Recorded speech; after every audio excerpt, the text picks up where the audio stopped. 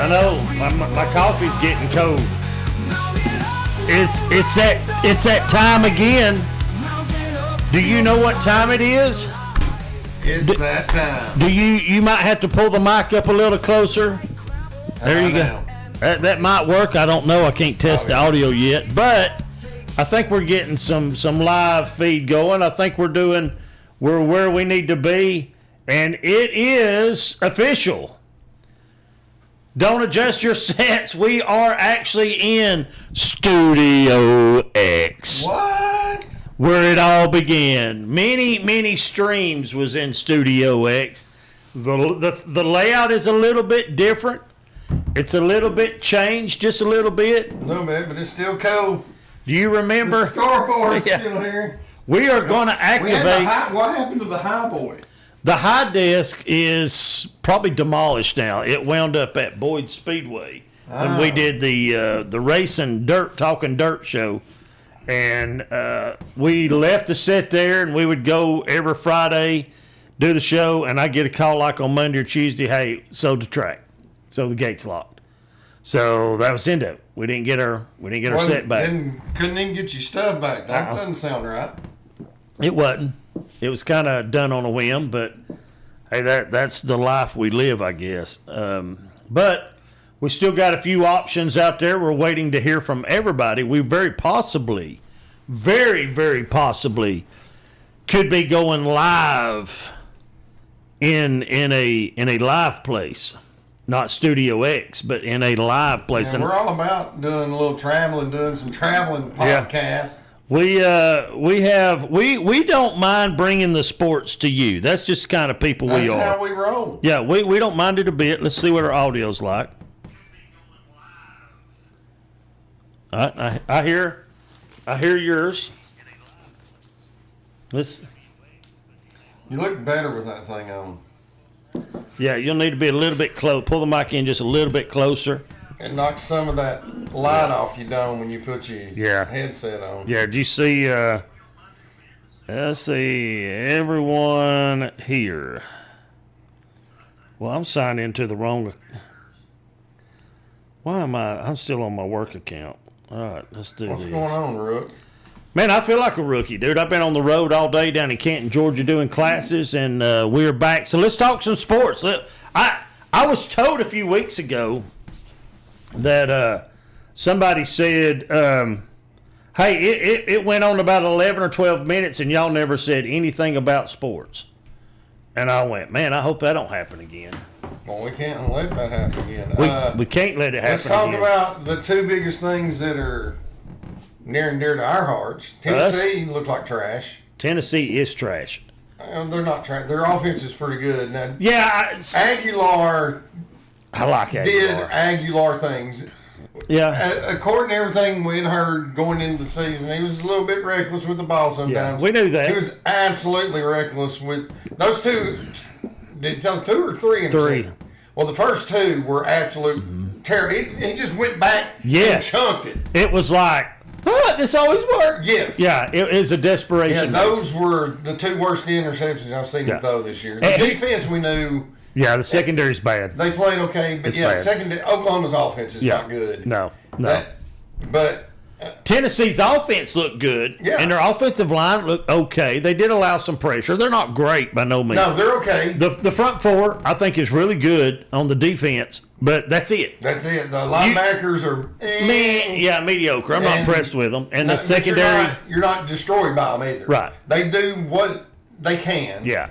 And defensive backs are awful. They are, and it's true freshmen, and I get we got players hurt. I get all that, but I'm tired of that excuse. I'm tired of, oh man, our players are hurt, or I'm tired of, hey, Tennessee might lose 5 games this year. Yeah. And when's that? That's, well, we're used to that.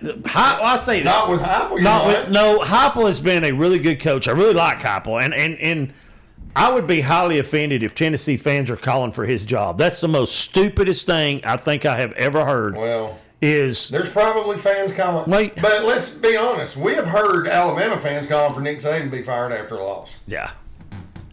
Fan is short for fanatic, and there are some idiots out there. Well, there is when you go to when you start looking at the fan base that for whatever reason, I mean, let's just break it down for what it is. I'm not out there playing. Sure. Okay. And so there's nothing I can contribute in any way, shape, form, or fashion. And if for some reason we feel we're less of a man if my team loses, because I don't get bragging rights at the work around the water bottle. I used to be like that. Yeah. I'm not like that anymore. No. Florida lost. It sucked. Yeah. Especially the way it happened. Yeah. But is it going to? Are you ever going to change from being a Gator fan? no. All right. If they went winless for 6 straight years and Georgia beat you 6 straight years, are you going to get off the Florida bandwagon? No. So And that's the way. that's what it. cracks That's me up is these fools that get on Facebook after their team loses. I'm still true orange, whatever. Support my team, win or lose. Why do you feel you need to say that? exactly. Yeah. Have you ever seen me or heard me say after a Florida loss, they're still my team? No. Because you know they're still my team. Yeah. Yeah.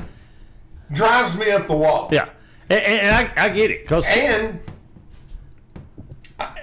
Well, go ahead. Sorry, I didn't mean. When you did, I lost my thoughts. So you go back to you. Touche. Is that when touche comes in? No. Okay.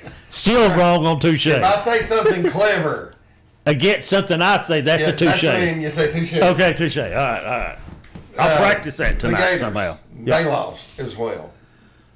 Well, I mean, who was? I watched a little bit. I think. Did you see the catch, the not catch? The fumble, the not fumble. No. Georgia got. What's funny is Georgia fans on Facebook said, "Well, DJ Lagway fumbled." No, he didn't. He stretched out, had control of the ball, hits the ground, then the ball comes loose. Yeah. Can the ground cause a fumble? No. Exactly. Some fool the other day, 2 or 3 days after I posted something, come back and said, "Oh, the ground can most definitely cause a fumble." That was a rule. It used to be rule back in was it NFL? It's I don't know. always College. been a rule. Yeah. Maybe they've changed it. If they changed it, somebody let me know. Yeah. Otherwise, the ground. Now, well, hold on. Before we do this, because this is where I believe the call. Here's where some of the call comes. When you're a runner, and if the ball is the first thing down on the ground and you fumble, it's a fumble. Okay. If you put a hand down, it don't cause fumbles. Does that make sense? If you catch it, no, he stretched out, had full control of the ball, and broke the plane of the. well, he was reaching for a first down. Yeah. And when the ball hit the ground, it come out. That's not a fumble. The ground in that case cannot cause a fumble. No, in that case, no, because I think we got Randall. I think we got Randall too. Randall is only about, 5 hours? Oh, go ahead. And you'll have to hit it again. Hit that green one. Come on. There we go. All right, hit it again.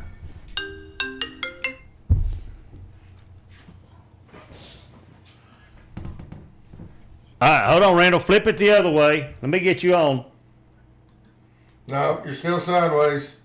And he's gone. And he's gone. And that's the kind of name we might have. But anyway, but what you and I think here's what now if they're reaching out for a touchdown, you're gonna be a pro at this.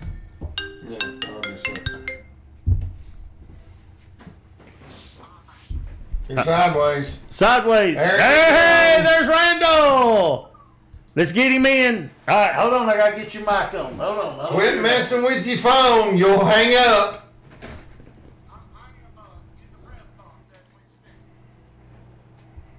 I don't hear him. Oh, for whatever reason, we got his. All right, hold on. Now, here's what we got to do. I'm going to have to. He's washed out, so I got to tilt the screen. Or washed. What did I say? Washed? Washed. How do you say washed? Washed. So you say washed, and I say washed for washed. I say washed because there's no R in there. What part of the country are you from? I'm from the South. Florida, I got corrected a lot, so I finally Red pen? Yeah. Who else? That's what I was about to say. Miss Red Pen? Red Penned you? Yeah. How many times did you get red penned? About twice before I stopped saying washed. Only twice? Yes. You remember the day? Here was something interesting. When I got on when I got on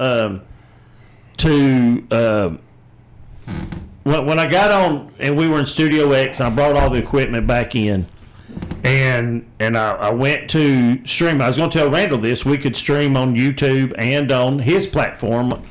It let me do three platforms. Mm-hmm. So we tried it, didn't work. So I know there's something I'm doing wrong, but it will do it supposedly. But the stream wasn't that good, even though I'm tied straight in. So if that's the case, we'll figure out something. But it had the D. Swain and Belo show on a Twitch account. And I'm like, I forgot we started a Twitch. So we were streaming on Twitch and on North Georgia Sportsman. And for whatever reason, it went out. So it kept bogging down, losing the signal, coming back on. So we may not be able to. Are we going to have to end up getting our own YouTube thing? Yeah. We'll probably, depending on how the channel goes, it'll probably wind up being Belo and the Boyz or D&B. One of the two. Yeah. We're just going to have to see how this thing plays out. Now, Randall, have you got your mic on? I can't hear nothing he's saying. All right. I don't think you have to. So you keep doing what you got to do. I'm going to try to see if there's a volume. The volume button should be right here on this bottom side. Here? No, on the bottom. Right there. Feel those two buttons? Hit the top one. See if it's turned on. Yeah, it was turned all the way down. The other top one. There you go. Now talk to me, Randall. Hey, now, son. Oh, yeah. Now, you probably can't see either one of us, but we can see you, and you're coming across the screen. It's a little washed out. Let's just go for it. I'm okay with washed and washed. Yeah, washed or washed. Okay, well, we had talked about the Mighty Balls and Joey Aguilar finally showing what Tennessee ball fans had been warned about, him being a bit reckless with the ball. The fact that... Still almost won. Yeah, almost won means you lost, right? Hey, we still coming to Florida, so I'm pretty confident. You should be. I mean, y'all always win in Florida. No, we don't. Hey, not one of these players ever played in Florida, I don't think. Not one of these players was alive the last time Tennessee won in Florida.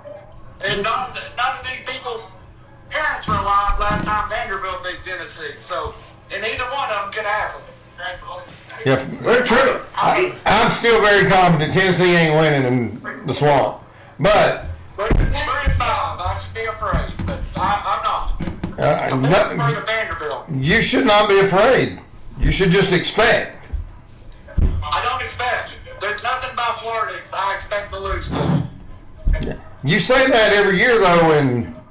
No, this year, this is 2025. When Joe Milton went to Florida, you said, I expect to win. I don't remember saying that. I promise you did. All right. But we're not talking about that yet. We're talking about what happened this weekend. Other coaches lost to Florida, so that means Tennessee's automatically going to lose to Florida this year. Well, I mean... That's we don't even play the game. Happel has lost to Florida. Yes, and beat them twice in Knoxville. Yes, so and beat them 0 times in the swamp. It's going to be a first time someday. It wasn't for Dooley or Jones or Kiffin. Let them play the football game, and then you can talk all about it. Yes, exactly. But I want to talk about the Florida-Georgia game. You're the one that brought up having to come to Florida. I didn't bring that game up. Bring up Tennessee, I promise you. Do what? I did not bring up the word. No, I said we were talking about the Tennessee game. And we almost still won, and that's all I said. Yes, And almost means you lost. That's all I said. That's it. It's an L. Any way you slice it, it's an L. And Florida almost beat Georgia. You'll not hear me say that. All right. What you will hear me say is surely you've seen the catch, no catch. I don't believe the last 25 years has anything to do with 2025. Okay, well, I'm still trying to talk about the Florida-Georgia game. I think Florida had a good game. That's all I think. Yes. I asked you a question. You didn't acknowledge it. I didn't see Florida and Georgia. I watched it on the scoreboard at the Tennessee game. Well, no, I knew you didn't watch the game. Did you see any of the highlights? Have you seen anything? I have not, and I'll be honest, I have not discussed college football or wanted to talk about football since Saturday. I was counting on you, man. I knew Brent wouldn't see it, but there was a couple of really controversial calls that went Georgia's way, and it influenced the game. You're not going to hear me say the what? Like the Auburn game? Yes, absolutely. Hey, I'm not going to sit here and say Florida lost because of the calls, but I will say they influenced the game. I don't know if I'm Josh Heupel. I'm not going to the portal and find the best kicker I can find. Our kicking game is horrid. Well, the best kicker that y'all can find is down in Gainesville, and he might leave. He may leave after this year because he's going to get drafted. The Oklahoma kicker was so good. He was. He was money. He was. Well, that second one cleared by about the hair on top of your head. He drilled the first one. We missed the 35-yard. Yeah. Now Smack hit a 56 or 57-yarder in Jacksonville Saturday. Tennessee had a chance early to get on top of Oklahoma. When they didn't, Oklahoma dominated the football game the rest of the day. Rick Venables adjusted better than anybody in the Tennessee locker room. I give him that. Yeah, well, and again, the first two interceptions were absolutely uncalled for. Well, the first interception at the goal line, he didn't see the safety because I didn't see the safety. And it was right in front of me. They rolled the safety, and it was a little different coverage. And he looked at, if anything, he's guilty of staring down a receiver because I stared him down too, and I thought he was going to be open. Yeah. Well, then it was. I'd forgotten about that one. It was the two downfield that he just threw up for grabs. Those were bad. Those were bad. The one at the goal line was the neck break, was the heartbreaker. Oh yeah. Now that was 3 in total, right, Randall? I don't know. I quit counting. I got really upset Saturday. Yeah, there was 2 in the first half, and I think the one at the goal line, and he was. And I've never seen him play that way. I don't know what was going on. I know they put pressure on him. His line couldn't seem to give him enough pressure. I mean, enough. The one he threw at the goal line, he had plenty of time. He had open receivers. It was a misread. I mean, it happened 10 foot in front of me, and he went the wrong direction with football. I know DJ Lagway and Garrett Nussmeier tickled to death he had that kind of weekend. Yeah. He has inched himself towards taking over the interception lead in the SEC. Now, here's the thing, though. What if? Let's just play the what-if game right now. If Tennessee beat Georgia like they should have, they're a field goal away of beating Georgia. They go in Alabama undefeated. Alabama just owns them. They should have beat Oklahoma. I think without the interceptions, Tennessee could have. I don't think they had a chance against Bama. I think they had a chance against Oklahoma. Bama just dismantled them.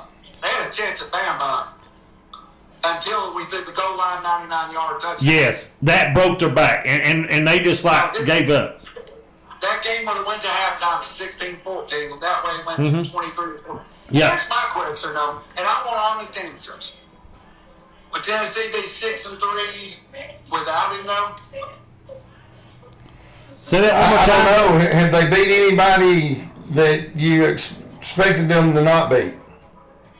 Before Nico left. They wouldn't beat Mississippi State at Starkville. Hold on. You don't get to take into account how the games went. Before Nico left, what at this point in the season, what do you think their record would have been? Before the season started, what did you think? With Nico? With Nico. I would say 8-9 wins. I hope we would go 10-2, but honestly, I thought we'd be 9-3. Okay, well then, We still have that yes, chance. this is where you thought you would be. Maybe one more loss ahead, because I'm sure you thought the 3 losses that were probably going to happen would be Georgia, Alabama, and Florida. I did not expect it. I did not expect to lose Okay. at home to both Georgia and Oklahoma.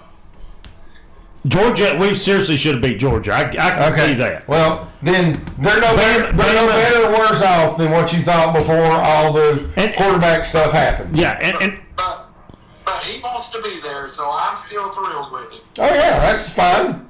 I think And these people that are stupid enough to get on the air and on message boards and talk about firing Josh Heupel. That's and start retarded. over. yeah, that's retarded. There's fans everywhere. And This program to 15 years before Heupel was 65 and 63. Yeah. Do they not remember those days? Yeah, I sat through every one of them. the fans in Florida were griping about the play calling this past weekend. Yeah. Which is what they griped about all year. Guess what? Billy Napier didn't call the plays this weekend, but they have an offensive scheme. Yeah. That OC that was calling the plays is in with Napier on building the offense. Right. I think they thought that it was going to be fun and guns, Steve Spurrier, or I don't know what they thought. Oklahoma triple option. They weren't expecting the same thing. If Georgia got rid of Mike Bobo tomorrow, guess what their offensive playbook would look like this Same. weekend? Pretty much the same. They can't change in a week. Florida has a better chance of beating Tennessee because they have a better coach today in Billy Gonzalez than they did Billy Napier. Yeah, I mean, Probably trying hard. and that's fine. Billy Napier. Then what's that say about Tennessee losing to Billy Napier? That would have been bad. What No, are they have. yeah. What's the record right now? 4-3? What's the record against Billy Napier? 2-3? No, what I'm talking about 2-1. Yeah. Okay. Tennessee right now. What's the rank? 6-3. 6-3 right now. Right now. All right. So we got Lost to 2 top 5 teams in Oklahoma. right. So we have Vanderbilt left, Florida, Vanderbilt, and what? Who's the other one? Somebody. Mexico, the Mexico State. Yeah, New Mexico Jared State. Kids. So we could be 9-3, or do you really think? I think we can beat Vandy now that I see they are beatable pretty easy if you pressure Pavia. So we can finish out 9-3 but I don't know about the Florida. We're gonna win one of those two. Well, I feel like 8-4 is probably where you end up. And That's behind where I was at to start the year. I could see 8-4, but I also could see 7-5 if they hiccup. I said 8-4 is where I thought they would end up. But I can also see 9-3. I don't. Sure you can, because you're a Tennessee fan. Well, you're a Florida fan. You think 3-5 could beat anybody. That's the thing about being a fan. As far as talent, you tell me Florida doesn't have talent. You talk like Florida has no talent. Florida's got more talent than Tennessee, I assure you. Who plays? No, they don't. If they had more talent, they'd win more. Look at the the talent is not at the most important position. DJ Lagway is not the guy. Better quarterback. They're better at running back, they're better at receiver, they're better at DB, for sure. They are not better than receiver. There's 3 of Tennessee's team receivers in the top 10 of the SEC. In Florida, That's because of the quarterback. Because of the quarterback. Chris Bass was going to be a first-round pick. Who's going to be a first-round pick from Florida? Vernell Brown, Dallas Wilson. I'll believe it when I see it. Okay. I'm telling you right now. Where's Tennessee better at on defense? Tennessee's better up front, and at linebacker, just as good linebackers. I have said from day one, Tennessee's playing their 5th and 6th cornerbacks. They are horrible. Well, Florida's playing their 5th and 6th, but guess what? They just get it done. So Florida's lost 2 for the year. Cornerback, an all-SEC cornerback, then had Boo Carter go crazy and go to California. We've talked about Boo Carter from the jump. He shouldn't be on the team. But, I mean, Jerome McCoy was an All-American. He won't be a first-round pick if you don't play it down. And he was supposed to be on one side. And he's gone. We've discussed this forever. If Aunt June had testicles, she'd be Uncle Bob. If Florida's Or Uncle so good, June. why are they 3-5 then? Because their offense is not good. Their quarterback's not good. But their quarterback, running back, offensive line, and receivers are better than Tennessee's. Did I say their quarterback was better? No, I most certainly did not. I said their running back and their receivers are better. But it doesn't matter if you got Herschel Walker, Willie Gault, Jerry Rice. If the quarterback can't get you the ball, you just have nice-looking guys out there. Yeah, the wide receivers ain't better. I don't know about the running back, but the wide receivers aren't better. Well, you've not even watched Florida, so you don't have a clue. I've watched Tennessee. I know Brazzle pushes off better than anybody. I know where the 3 receivers in Tennessee are ranked in the SEC, and I've seen them play every game, and they're as good as anybody I've seen. I look forward to seeing them play against Florida in the swamp. Now, Keith Perry says Tennessee will lose one, if not both, to Florida and Texas. They what? They don't play Texas, or they're done playing. Yeah, they're already done with that. They won't play. They play Oklahoma. Is it next year, Texas? They just played Oklahoma. They played Vanderbilt. No, Florida. they play Texas next year. Is it Oklahoma then they rotate? I think Tennessee plays Texas next year. I don't know what he's talking When do about. they play Texas? They play Texas, Texas A&M both next year. And then the following year will be Oklahoma. No, the following year, they switch up home and away. So if we play Texas in Austin, we'll play Texas at home next year, or year after next. Then you switch up on the 3rd year. Okay. Yeah, he said the debate will be settled very soon. Yeah, between Tennessee and Florida, it's coming up now. D. Swain, what do you think the final score of Tennessee and Florida will be? Because I'm gonna write this down so we got a record of it. 27-20. So you're saying Florida, right? Yeah. Randall, what do you say it's gonna be? Plus 30, plus 20. I mean, Tennessee scored 30. If Florida can score 30, they'll beat Tennessee. Okay. So Tennessee will score 30. Whoever wins the game will score 30. I think it'll be Tennessee, but I'm not sitting here fighting, saying, we can very well lose at Florida. Well, There's no way I'm going to say a 3-5 team is automatically going to beat Tennessee. No way. Here's the thing. If it comes down to a field goal, I have zero confidence in our kicker. Zero. He's missed 2 very makeable, easy field goals. Easy. So I don't know what's up with that, but that I don't have any faith in that. So we'll just have to see. That's why they play the game, and we will see how that works out. Randall, where are you at tonight? I am at Hickson Community Stadium for Hickson and White County. Playoffs? First round of the TSSAA playoffs. What's the record of White County? White County is 7-3. 7-3. Wildcat, they finished 3rd in Region 4A. Hickson is 5-5 and finished 2nd in Region 3A. In combined opponents, the only really mutual opponent they played was Warren County, and Warren County handled Hickson very well, and White County shut them out 24-0. White County has been up and down. I would say I'm sitting next to the White County. He said he meant Vandy. That's it. It's fair to say that White County looks like a state power one week, and then they've also played not so well in other weeks.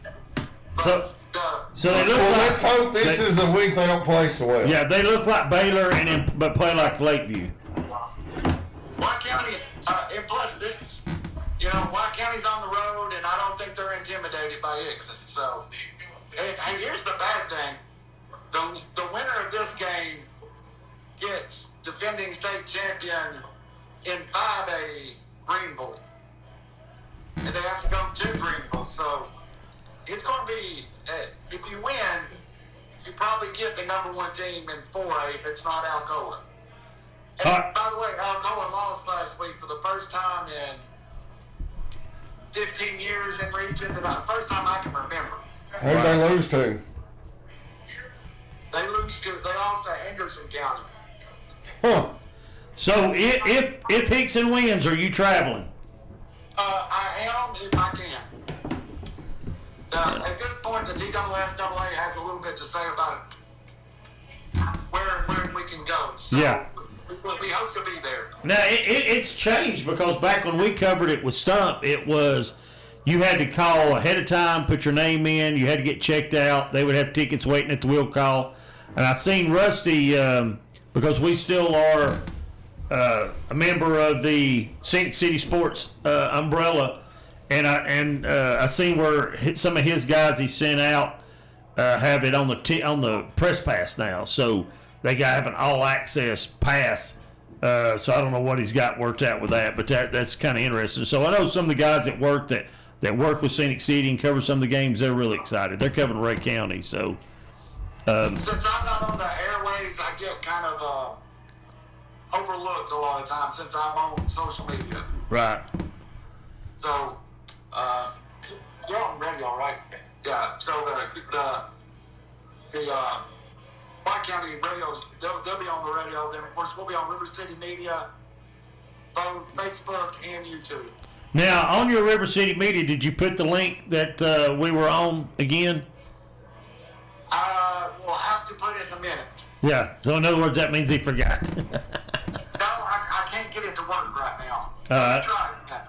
All right, so let me go to our two-man shot while he gets that figured out. So, on this, let's see. Hold on one second. Let me get you back lined up over here because there. Maybe we can go that way. All right. Because when we go 2 to 3 man shot, I have to move your camera like a little bit this way and that way so that we're more lined up. And we will at some point show off the old studio because I want to get the scoreboard working again. I believe all we got to do is plug that up, and the scoreboard will get lit up. And because all that function, all that worked. And so I just got to finish cleaning the rest of that out. And we're going to probably land here for a while until we go live. I don't know where the filing cabinet's going. Well, they're going to be there for a while because we'll have that, but we may be able to change some stuff around with it. Who knows? But anyway, what is now? Let's talk while he's getting this ready about the World Series. Now I was glued to Game 7, and I haven't really got to watch baseball all year, and part of that was the Braves not being able where we can watch them like we used to, and I don't have that team to really follow that's local. I wanted to have. I grew up Cubs fan and Pirates fan because they were on all the time on WGN. Right. And then we started watching the Braves when Turner had Turner South, and then now we don't get to see much of our home games. Which games do you watch the most local? Just whatever Fox is airing? Well, I have the ability. I have MLB, so I can watch a lot of games. All right, so But this World Series will definitely have to go down in history as one of the more exciting, compelling World Series. oh yeah, And I was talking to Keith, who's a big Dodgers fan. Everybody knows I love Freddie. He's my favorite player right now. But I was 55-45 rooting for Toronto just because my man Don Mattingly, who's my favorite player ever, was a bench coach for him. I wanted him to get a ring. and he did. And heartbreak happened in the 11th inning in Toronto, Canada, of Game 7. Yeah. But you got to tip your caps to the Dodgers pitching. I don't tip my caps to the hitting because the hitting, they didn't have really, not what you call timely hitting. They hit home runs. Mm-hmm. They didn't manufacture runs. They didn't drive in runs. They just hit home runs. Yeah.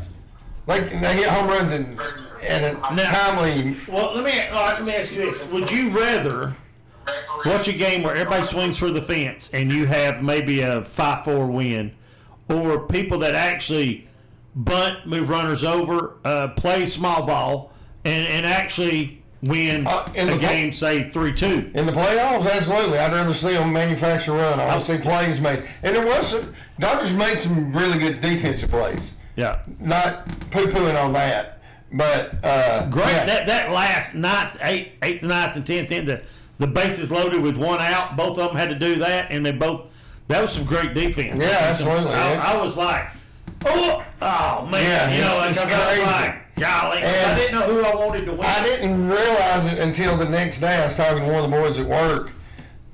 The grandma at second, and he throws him out at home. Yeah. The force out. Yeah. He had a lead from this is the base. He was like one step off. If he gets any kind of secondary lead as the pitch is being made, it's not close. Toronto wins. Yeah.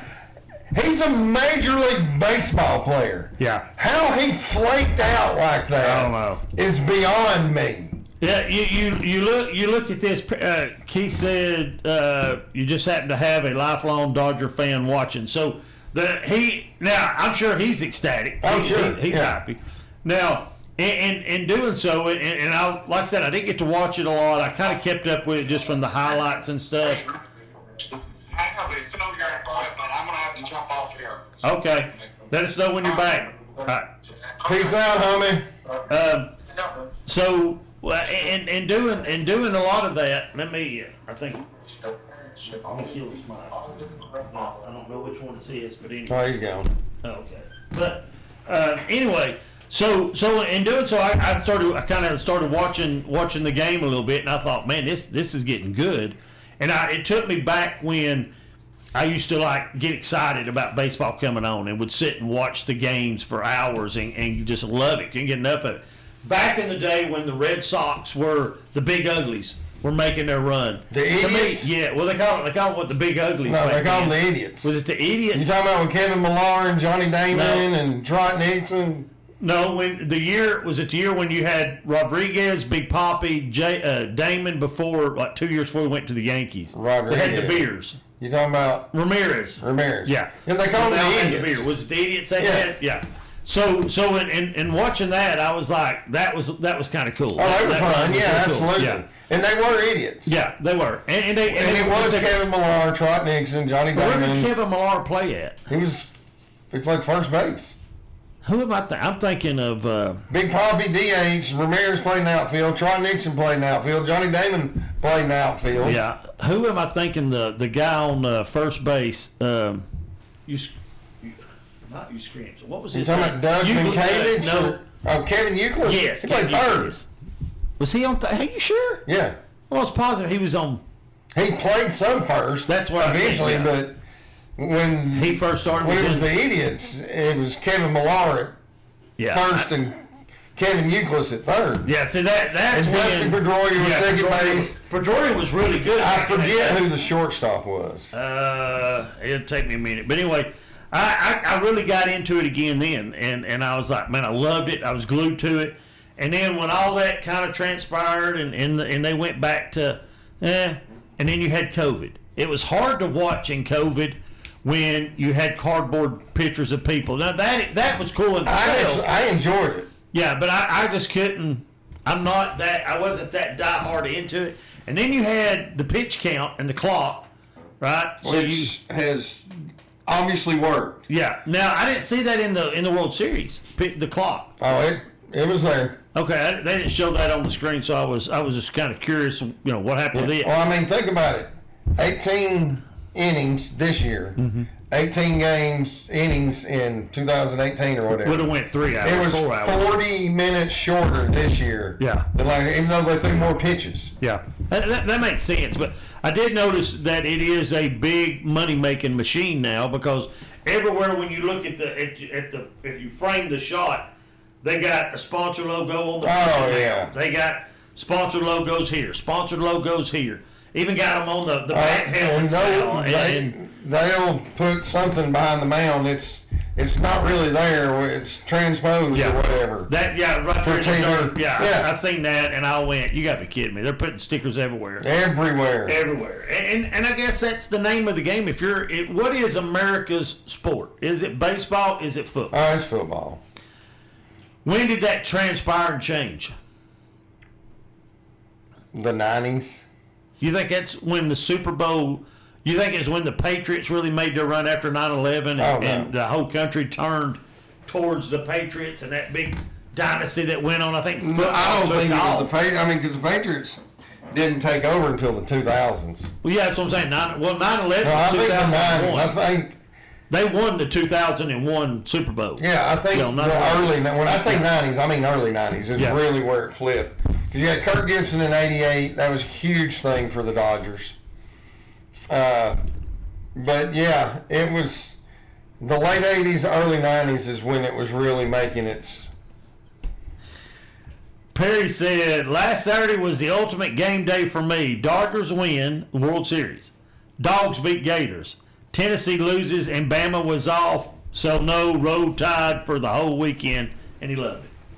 So Fantastic. Yeah. You had a little different perspective of the weekend. I did. So what would be your perspective of the weekend? Well, I like to think of myself as I try to be down the middle, even when it's against Florida. When are you going to start that? Like, always. I mean, I will say, yeah, that's a holder. No, that was. I haven't heard it yet, but okay. Well, it's because you don't watch games with me. Yeah, I don't watch games with you. You don't do it on the podcast, but you may do it live. But go ahead. That's fine.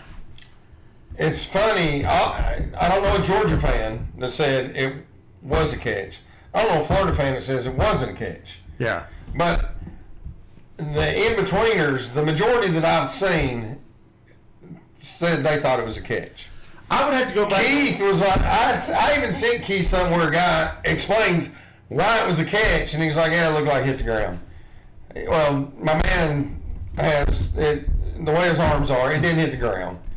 I'm not going to sit here and say that Stetson Jr., Gunner, Stockton fumbled the ball, but I'm not going to say he didn't either. And he and I have discussed several things. The official, that they had in the booth or whatever, when there's questionable calls, they'll ask him. He even said, yeah, they don't have enough to overturn this. Well, guess what? They overturned it, and they called it an incomplete pass, not a fumble. Yeah. Strike one against Florida. Now, let me ask you, on that rule itself, do you think they need to put microphones in the replay booths on all replays? So I think they need to do away with the replays. Because, if that's the case, they have made outcomes that was legit that the officials missed it on the field, by far. Sure. But if you go to replay, you got to be 100%. Yeah. And they're not. No. So you're wasting time, and you're changing momentum. Now, here's also a thing, too, and this kind of plays along with that, is what year are we in? 2025, last time I checked. You have a 2025, and let's call this a goal line pylon, okay? 2 cameras, right there right on the goal line. We just can't access them. 2 cameras here, running down the field. We just can't access them.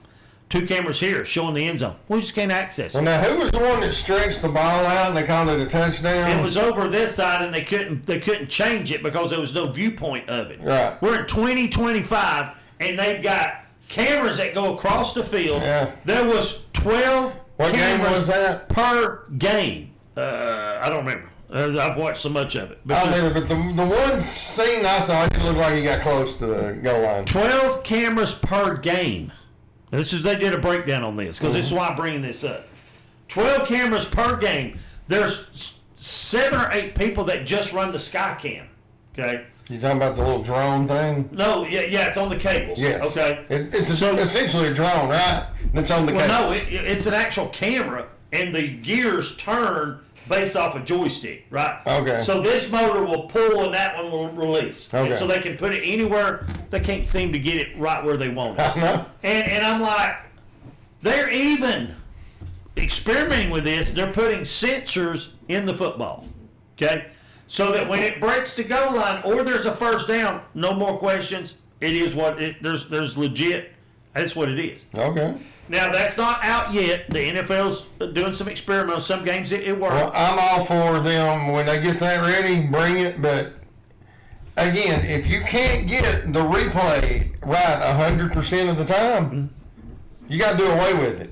And it was proven that it's not 100% of the time because they didn't call Florida's catch. But, and I sent a picture to, and Keith and I have argued about this for years. A couple years ago, when the Cager kid that transferred from Miami was at Georgia, catches a pass, it hits the ground. It was obvious. They go to replay, still call it a catch, and there's pictures of it. His arm's here. A third of the ball's laying on his arm. The rest of it's on the ground. Yeah. It's clear that it's on the ground. So I sent this thing and said, catch, no catch, and dude's arms are on. Right. I understand Georgia fans aren't going to say it's a catch. I understand Florida fans aren't going to say it wasn't a catch. Here's the thing. But it's not like you lose the game if you say later. I've said that. I said that didn't cost them the game because it would only been at the 25-yard line. Florida would have still had to win 25 more yards and scored a touchdown. Yeah. No guaranteeing that. But it certainly influenced the game, just like the fumble that they overturned. And I saw, this is how stupid some fans are, and Florida has them. I'm not just pointing out Georgia. I'm simply saying Georgia because it was a Georgia fan that said it. Okay, go ahead and give Florida the catch and the touchdown. Gunner kneeled at the 1. So Georgia would have scored a touchdown there and would have won 31-27. That's not how football works. Right. First of all, Florida went for it on 4th and down, and Georgia got the ball at the 30-whatever yard line. All they wanted to do was kill the clock. If Florida had got the catch and scored, first of all, there would have been a lot less than 3 minutes and 56 seconds. Yeah. Second of all, Florida would have kicked off and Georgia would have got the ball at 25. Not the third. Or they would have onside kicked it. Well, no, Florida would have been leading. There's no chance of it. But they're leading. Yeah, no onside. Gotcha. And hopefully they milk the clock down under a minute. Yeah. But Georgia's getting the ball at 20 or 25, whatever. And got to drive. And got to drive to get in field goal range. Yeah. Which, if you're playing Tennessee, that's but 3 to passes. say that, okay, it's just dumb. Well, the whole thing is the whole words I'm trying to say, the strategy's going to change. Okay. Yes. And momentum is now on Florida. There's so much. It's not. Georgia gets the ball to 30. And because you can't you can't dictate what happens or after the fact. Yeah. Yes. No, that's not how that works. I get that, and it's the same thing like we said that if Tennessee would have made the field goal, they would have beat Georgia. And I had very few Georgia fans tell me, they really looked bad in that game. Tennessee should have won.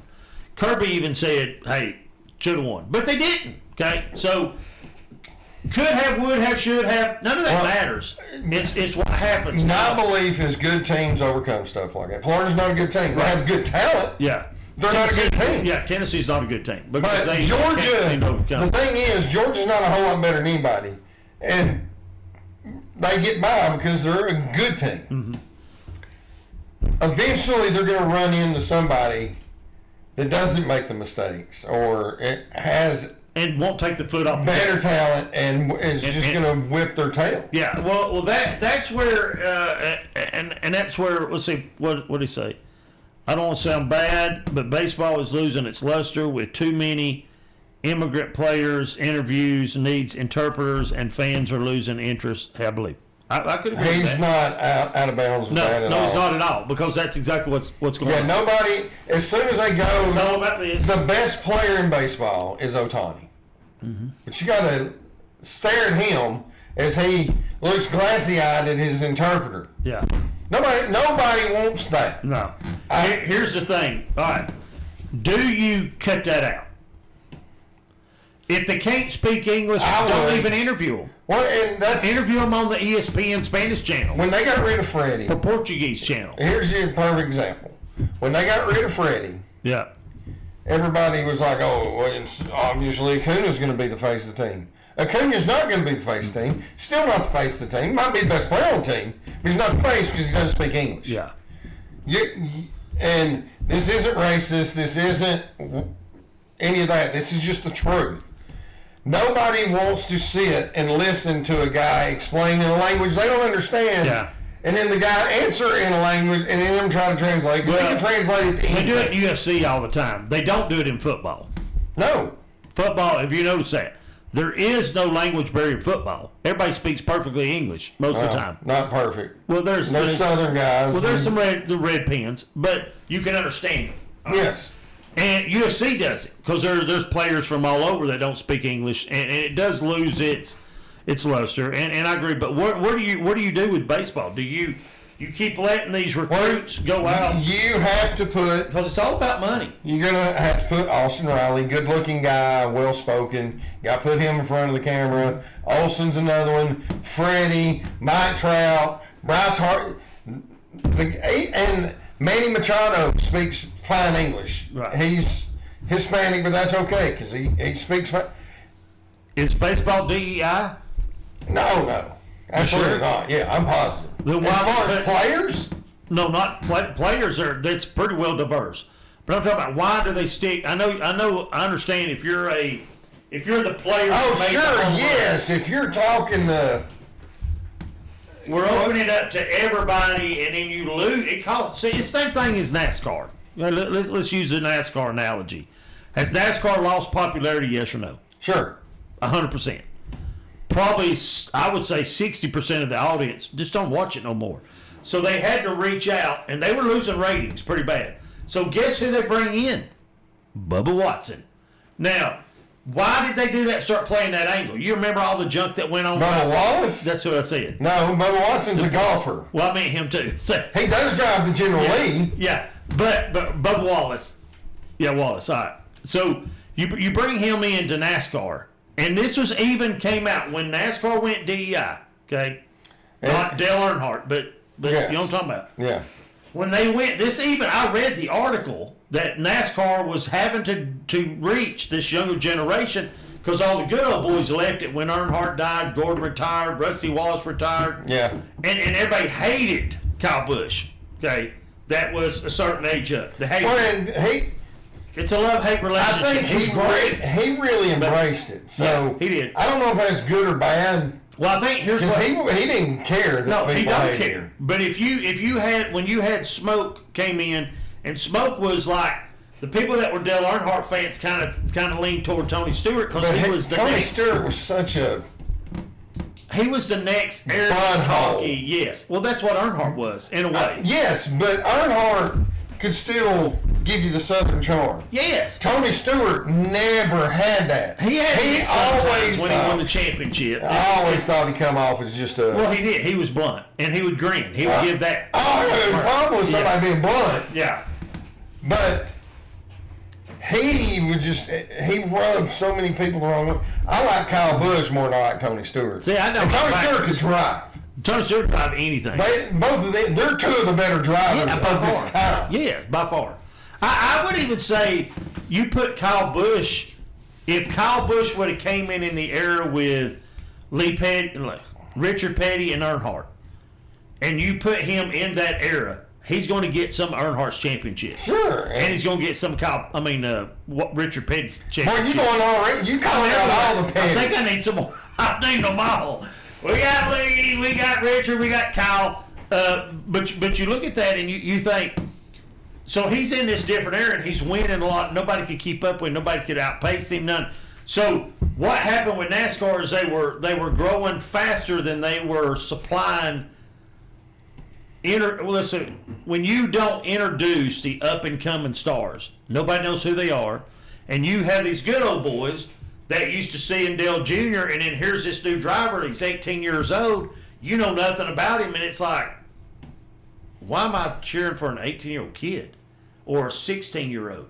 When we were covering the dirt tracks, they had 11 and 14-year-old kids out here, and they were good. Oh, yeah. I remember you telling me about one of the younger ones. But Zane, I've got his fender in the storage building. It's going to, I wouldn't mind bringing it in here and hanging it back up. But, and I think I got Robbie Wilson's too. He's a cool guy. But when you have that and you're bringing in these young kids and there's nothing, they just pop up and it's like, what do you know about them? Nothing. Well, if you're not a true NASCAR fan, and you're not watching the Truck Series, you're not watching the Busch, we used to call Busch Series, the Xfinity Series. I didn't know it changed names. All that changed. So it went from the Sprint Winston Cup to the Sprint Cup to was it Xfinity? I don't know what it is now, but I they're getting too public in the trading market. They're getting too global. When you're taking a sport that was raised off moonshine, bootleggers, and you're trying to tickle the ears of everybody in California so you can get that crowd, you've overreached way too far. Yes, you've messed up. Baseball has done, I think, the same kind of thing. I think. Well, everybody wants to go global. I mean, the NBA can get away with it more so than because there's less players. Right.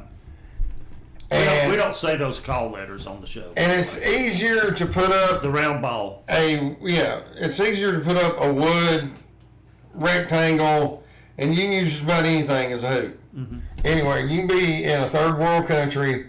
They can still, because one, the soccer ball is going to be everywhere. Yeah. You can use the soccer ball as a basketball. Yeah. I looked at when all this came out about the betting. I think it scratched the surface of what's really going on. Sure. And not just in NBA. No, it's everywhere. But it diminishes the respect that the NBA has. Yes. Because now already you've had 3 or 4 players in the last 15 years, 3 or 4 players get busted. Mm-hmm. And how many referees? 1 or 2? 1? 1 for sure. Yeah. So all this is going on. Yeah. And so, but anytime you go from any sport, I don't care what it is, if you took men's softball league, okay, let's just say you took men's, and we both played men's softball, and then you start bringing in the loaded bats. Well, then your guy that you just beat with that loaded bat, he's going to go out and get him a loaded bat. Okay, then he's going to rat on, because this actually happened, come to me and said, hey, this church, which is, we're not going to mention the name of them, this church, I was the commissioner, and he said, hey, this church down here is cheating. They've got loaded bats. And I was like, really? He goes, yeah, they've got these bats here. And I said, man, I'm not chasing this on things on a whim. He goes, no, I know for a fact. They're cheated. So I went down and met with the church, and I said, I need to see your bats. I go into the dugout. There they are. Sure enough, I said, hey, this bat here, you can't use none of those, and if you do, you're disqualified. And he goes, well, how did you know? And I told him. And he goes, well, that's who I bought them from. And so that's what happens, right? Then the snowball. Yes. So then you start looking at this, and then you bring in money. So we're getting a player. We had a player named Kenny, cannot think of his name. He's from University of Tennessee. He would come down, and we had to bowl the ball on the ground. 4 of them. Made him mad as a hornet. And me and him had words. He's pretty big old boy. And I said, my job is to not let you hit the ball. It's not pitch it down the plate so you can hit a home run. That's not what we do. We're in here to beat you. Yeah, we're trying to win. And if I have to roll it on the ground to get 4 runs, because if I pitched outside, he'd step over and hit it out. I mean, it was a beast. Yeah. So we had words back and forth. Like, I'm supposed to make sure he gets a hittable ball every time he comes up to bat so he can add, the list. No, that we're not doing that. We won't. And so then you bring in these players. Okay, so now the other team's going to bring in their player, their stars. Oh, sure. And here we go back and forth. Then it's the money coming in. Now they're going to bring in the money. Then they're going to get a sponsor and put it on the jerseys, and they're getting all these expensive gear and bats and the best balls that fly the feathers and the best bats. Well, now and it's just back and forth until it's no longer fun. I was involved in a lot of that. Yeah, and it's no longer fun. When you're playing with a bunch of loaded bats and illegal balls. Oh, it's kind of fun. Yeah, if you're the one with the advantage, it is. Yeah, well, I was. Yeah, so, all right, let's see. Let's catch up on Keith Perry. He says, here it is. NASCAR is dying as slow dead. Yes, I agree. Not very many good old boys, Southern boys driving anymore. Rich, spoiled, silver spoon kids have taken over, and he's exactly right. That's exactly what's going on. His uncle had a car forever and run dirt track. Yeah. Cotton Perry. I'm gonna tell you, I miss the dirt track that was pretty. I do good. not. Yeah, but all right. One thing before we go any further, I got to get some more coffee. We're gonna hit the commercial break. We're gonna light the scoreboard up, and we're gonna have some fun on a speed round if I can make it happen. If not, we're at least gonna light the scoreboard. I'm gonna get me some caffeine then. Yeah, we'll be back right after this.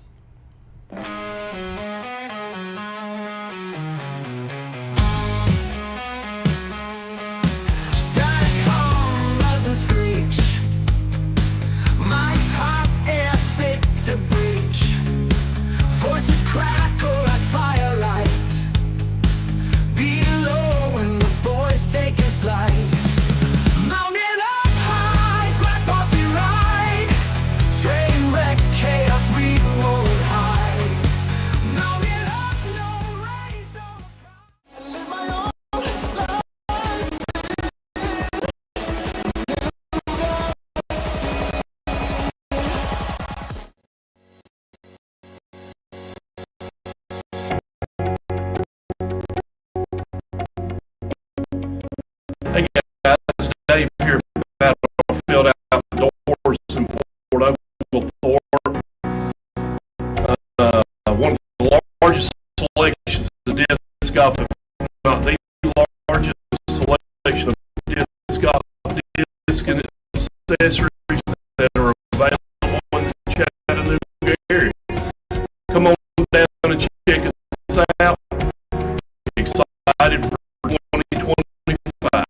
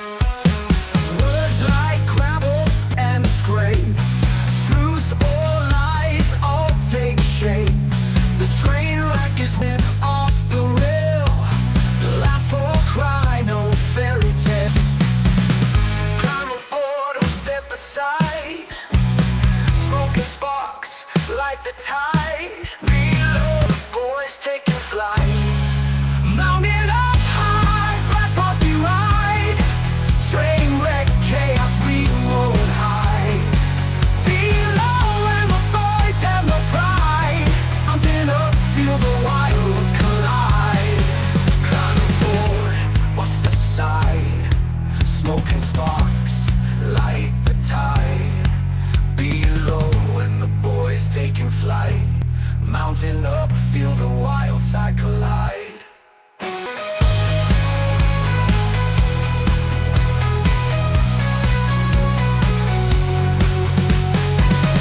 On the edge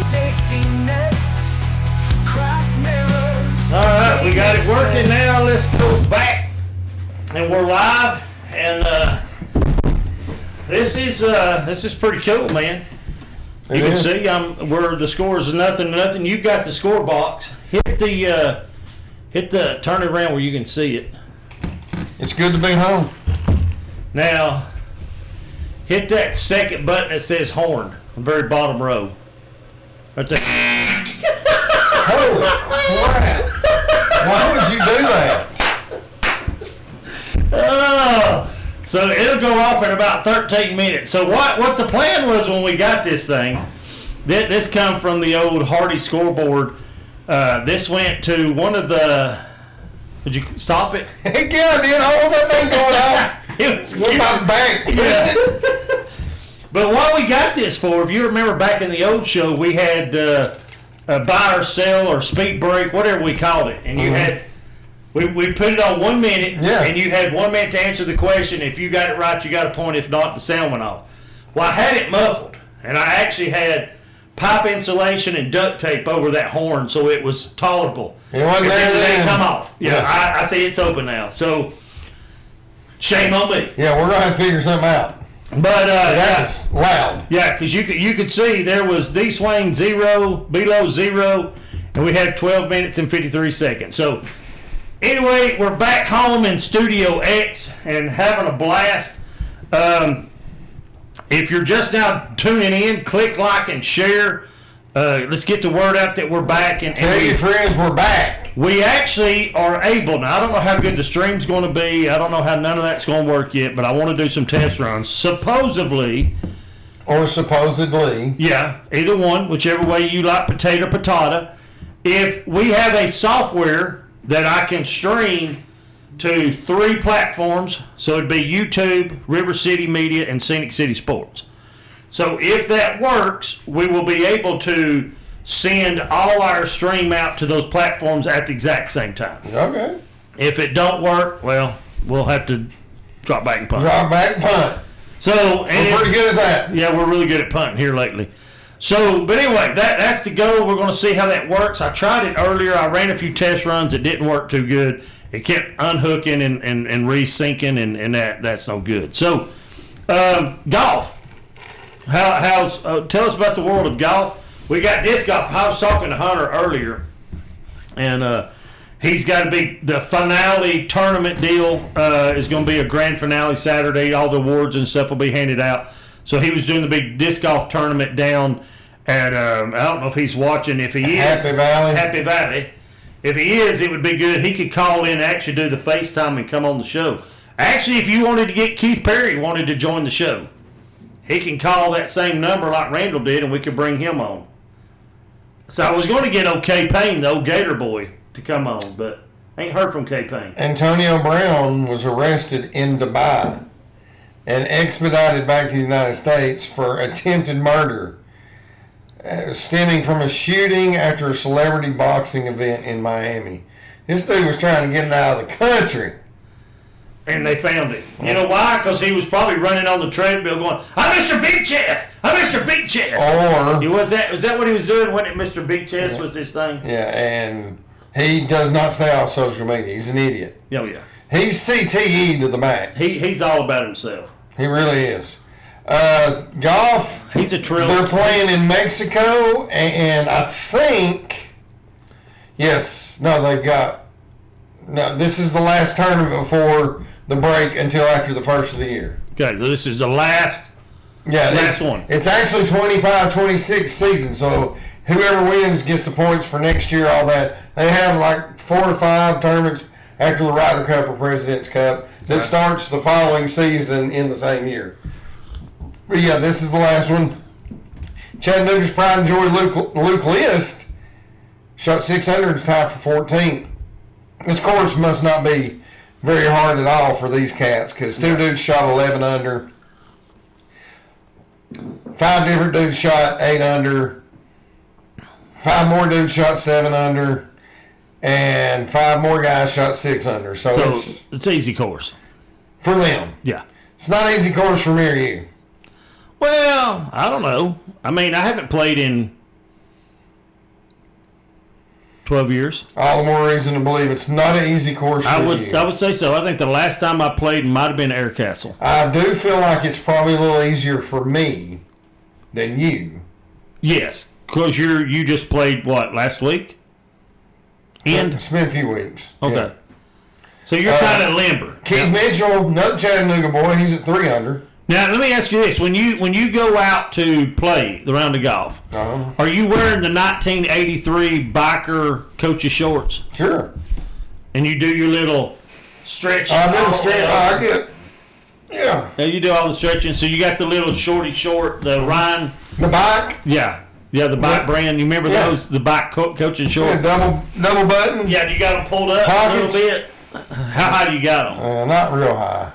I got low hips. I don't like wearing anything up too high. Okay. It bunches the boys, and that's just no good. No, that's no good because you can't you can't swing. No, you just don't feel comfortable. No, you don't. You feel like. But I have my 2 pockets. Yeah. I got my divot tool, my tees. Do you have a favorite divot tool? Yeah, Florida Gator. I've had. Do you have Gator tees? There's 2 of them.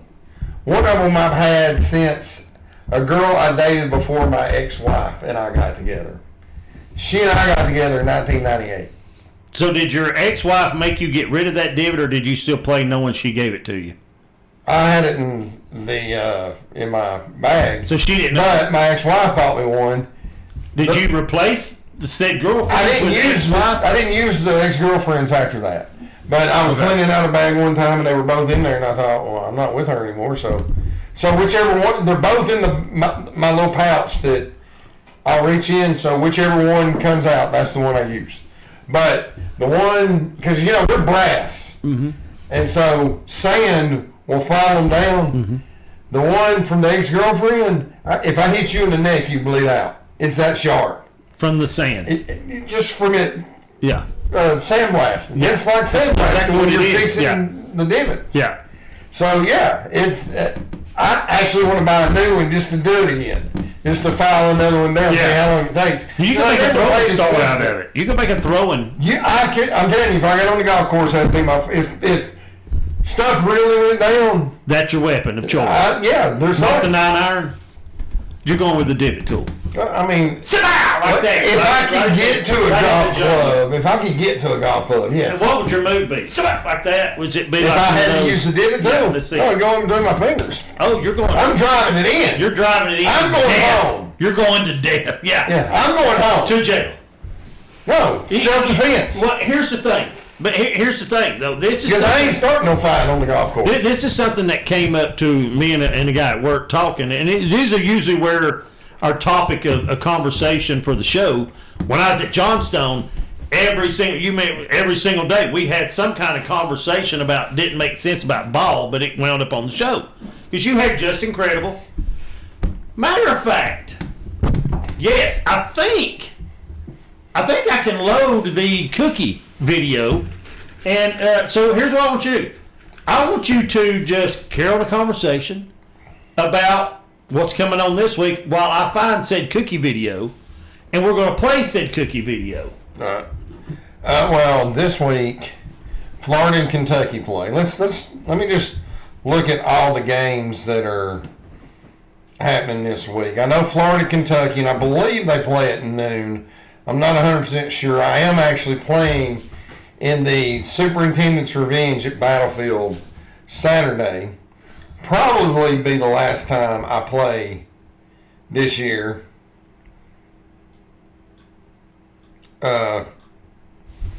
Because, I don't play when it's cold. I'm not into it at all. So, this will probably be my last go-round. And that's fine.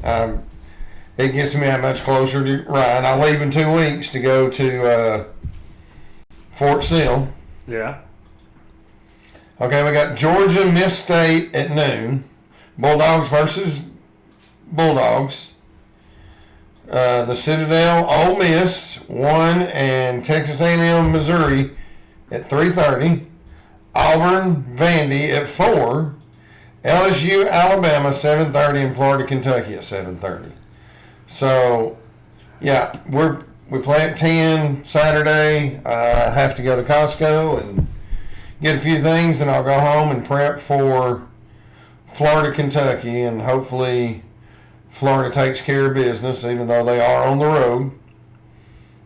And Kentucky has had their number a little bit in Kentucky. All right, now, are you ready? I think we can play this. I think it's up on the side, and I got to fix it. But let me see. I'm not going to be able to see it. All right, hold on. Hey, Dennis didn't bring nothing back from Crossville. Just letting you know. Sorry. Sorry, man. All right, let me go back. Let's do this again. About got it ready. All right, here we go. There it is. Hey, Dennis didn't bring nothing back from Crossville. Just letting you know. Sorry. Sorry, man. All right, hold on. You have to, for whatever reason, it's making me keep loading this. And Hey, this Dennis is... didn't bring nothing back from Crossville. Just letting you know. There it Sorry. is. All right, now. Sorry, man. So, if you didn't get to see that, yeah, he got to see it then. Then it went on. So it actually... Oh, hold on. Let me get back on there. I about had us off the air. Hold on to that. It'll come on. When you go back and watch it, you'll see I played it a couple of times.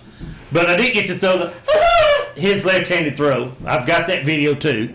Next week we will show off a little bit of the old show highlights. But we had just incredible and not so incredible. Tom, you remember Tom? Tom was not so incredible, but Tom was the biggest Auburn fan we ever seen. I wore him out daily. It was funny, and I wish Tom was watching and could be part of the show. I It was wish a lot of fun. I had went by John Stone after Florida beat Auburn for the second time in basketball. Yeah. Just to hear, Tom gave an excuse of why. because they beat them in what, the Elite Eight or the Final Four? I don't remember. But they Final beat, Four. Yeah, Yeah. there you go. And, yeah, so you just say, hey, Tom, just letting you know, Gators still won. Yeah, hey, But in those days, this was where the conversation come from. You know what's funny is I totally forgot what I was going to talk about. That's what happens when you get old. We get on a rant. yeah. Oh, no, it was the you stabbing somebody. Yes. All right. So if I have I carry, all right, so I've got my brand of a pistol. And so let's say I have to use it and I have to shoot somebody, you know, self-defense or whatever. You realize you're getting sued no matter what. Now, Sure. you might not go to jail, but you're going to get tied up in civil suit and you're going to probably wind up losing almost half, if not all, what you've built up in your life. Okay. They're coming after you. Because for whatever reason, depending on where you shot them at, how many times, whatever you had to do, you're going to lose. Okay. So it's going to cost you either it's Punitive damages? yes, or you're going to have all your fees, all the stuff, tie you up, ruin your name, blah, blah, blah, blah, blah. But if you had the Burma, which is a highly induced pepper spray plastic BB ball, it's about the size of a marble, and it hits with a force of 300-something feet per second. Looks just like a gun, a little different looking. But you can take it, it's lethal, it'll get you off of them. It's lethal? No, it's non-lethal. Did I say lethal? You said lethal. It's non-lethal, but it'll get them off of you, and you don't get sued. Why not? They're still hurt. And people like sue for no reason whatsoever these days. You put a contusion on somebody, which it sounds like that thing would, they're going to sue. I couldn't work for 2 weeks. Well, you have that, but it wouldn't be as much as you here's the thing. killed this person. Somebody breaks in my house, I'm just going to have to get sued. Well, yeah, if they're in your house, that's different. You definitely want to. Oh, but they'll still sue. Or they're going to sue. leave with about 15 contusions. I know. There's only one way they're leaving. In the body bag. That's What's that right. song? In the body bag? I don't remember what it was. I don't know that song. I got this body in the bag. I don't remember what it is. Yeah, but don't know. I was going to write that Please song. stop. Yeah, because I wrote a few lyrics in my time. I'm sure you Hey, I have. tell you, I've had fun with AI, and Yes, actually, I know. I do a Major grand. the Baby. intro music for Yeah. my grandson. But no, I do a couple other podcasts. I do one with work. I do 2 or 3 with ministry, and then we do the sports one. And so in doing so, I've got to the work one. I actually wrote the lyrics, and it's actually pretty cool. And I was like, man, I still got it. I still can do this stuff. Now, you wouldn't be able to read the lyrics, but I know what they are. So I'm sure I would get red penned multiple times, and I'm good with that. So, But there's that. So we've got, how long are we going to go? I don't know. How long you want to go? And let's go till we get bored. Or till the clock goes off. Well, it ain't going off. I'm tempted if I could. If I had something, I would reach over and. Oh, now, if you're not looking, I may reach over there and. I would throw this coffee up in the air probably. All right, so we talked a little bit of football. Oh, I know what we're going to do. Let's talk top 25. The AP poll come, the new rankings, not the AP, the new rankings. I don't really like talking about. Oh yeah, the rankings did come out. All right, Keith Perry. I don't know if he's still on. Says he is, but he's not saying anything yet. So let's see what he thinks about the new brackets. Well, he's a dog fan, so he should be happy. He's not upset. I mean, is Georgia ranked where you think they are? Or do Georgia fans feel like they need to be higher up on the list? I've not heard any Georgia fans saying they should be higher, but I hear Georgia fans whine about the Big Ten. Oh, we do got to do our college pick'ems. We do need. Here's the thing: there's two SEC teams in front of them. Yeah. One's undefeated, and the other one beat them. They don't have a gripe. Be happy at 5, and Georgia and Texas. Hold on, I want to pull it up because I was reading that about the Dubai and Mr. Big Chest. All right, let's see. Here's the rankings. So let's go over them. For those of you that rely on us for your sports information. 1, Ohio. 2, Indiana. 3, Texas A&M. Any argument about the top 3? No, they're undefeated. All right, but any same order? Would you go with that order? I'm fine with that order. I want to see those 3 play each other. I do. That I don't think you're going to. Probably not. They might at some point. Who are the top 3? Out of those top 3, do you think is the best overall team? Ohio State. You still think? Yes. Okay. 4 is Alabama. Does Alabama deserve number 4? Yes. Do you think they're that good of a team? I think they have a real chance at winning it all. Okay. Georgia 5, Ole Miss 6. You happy with those 2? I'm fine with that. Would you put Ole Miss ahead of Georgia? No, they lost to them. All right. So BYU and Texas Tech. I'm okay with them there. Are you good with Notre Dame being a top 10? No, I'm not, and they shouldn't be. But we know how that works. Texas is starting to make a comeback. Eli. I hope Eli gets to see Arch. Yeah, Arch. Get it done next week. Now, That's right, folks. Shockingly enough, I'm pulling against the Georgia Bulldogs. Yeah, boy, no one's seen that coming. Nobody. That was like a whoa. Okay. Tennessee ranked 25th, and that's in the playoff rankings. Well, according to Randall, they should be in the top 15. No, I don't say. See, the AP has them at 23, and I don't think. I looked at the list. I don't feel confident, and I know Randall's would see this different. You might have a good shot at Pitt, maybe Washington, he looks Missouri, at those, and Michigan. He looks through those hypo-colored glasses. Yeah, and I try to be a realist with it, and I just when you here's the thing: when your hope and dream of beating Georgia was a missed field goal, you didn't play good enough to beat them. Okay, that's the way I see football. I could buy season tickets and go to the games because he does, and you get to see them week in, and you see improvement, and you see how good they are. Braswell is a very good receiver.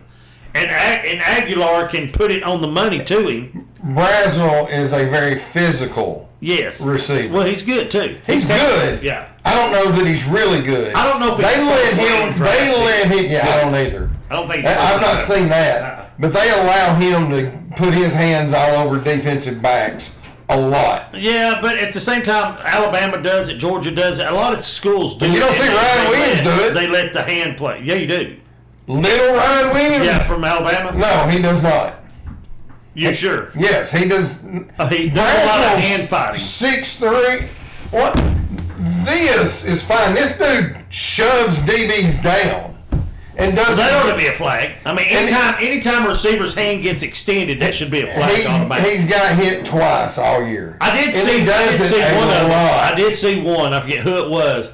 You could tell it was a push off, but the way his body went, it didn't look. He didn't fully extend his arm, so he's learned to do this little right here. And I guarantee you, every receiver coach teaches this move. Is this right here? Don't extend your arm, but give them that little push. Oh, sure. Without extending the arm. It's like anything else. A linebacker, a lineman. When I used to play on the line, it was you get your thumbs underneath the shoulder pads, and they can't see it, but you're actually holding, right? Yeah. And you're moving him around where you want to go, and that's why the front line had to be muscular, so they could hook underneath the shoulder pads and move the guy around. That's holding, but you find a way to get around it, right? So understanding what really we need in sports is clear definitions of the rules and of the penalties. If holding means you drag the man to the ground or you come around his neck and you have his jersey and pull him to the ground, that's a hold. But if you've got a hold of his jersey, that's also a hold. But if your hands are open and you hooked him with your thumbs, that's not a hold. So it's perception of what they see. So you have to learn to play within any of the guidelines. Like if I know I'm gonna get called for a holding if I do this, well, I'm gonna try to get away. I'm gonna practice another technique. All right. It's just like anything else. Brady didn't know. Hey, if I let 2 pounds of air out, I can get a better grip. I can throw the ball better, and I can hold on better in the cold, and no one's gonna know about it, right? So it's always everybody's looking for that extra. And you have to do that with all sports. Going back to NASCAR. I'm affirm they're not racing anymore. They're driving. That's all it is. It's pit crews. Pit crews wants to win it. Yes. Yeah. I'm all for bring what you got. Yeah. And go get it. Yeah. If we could go that route, that's why I did like the dirt track, because that's what it was.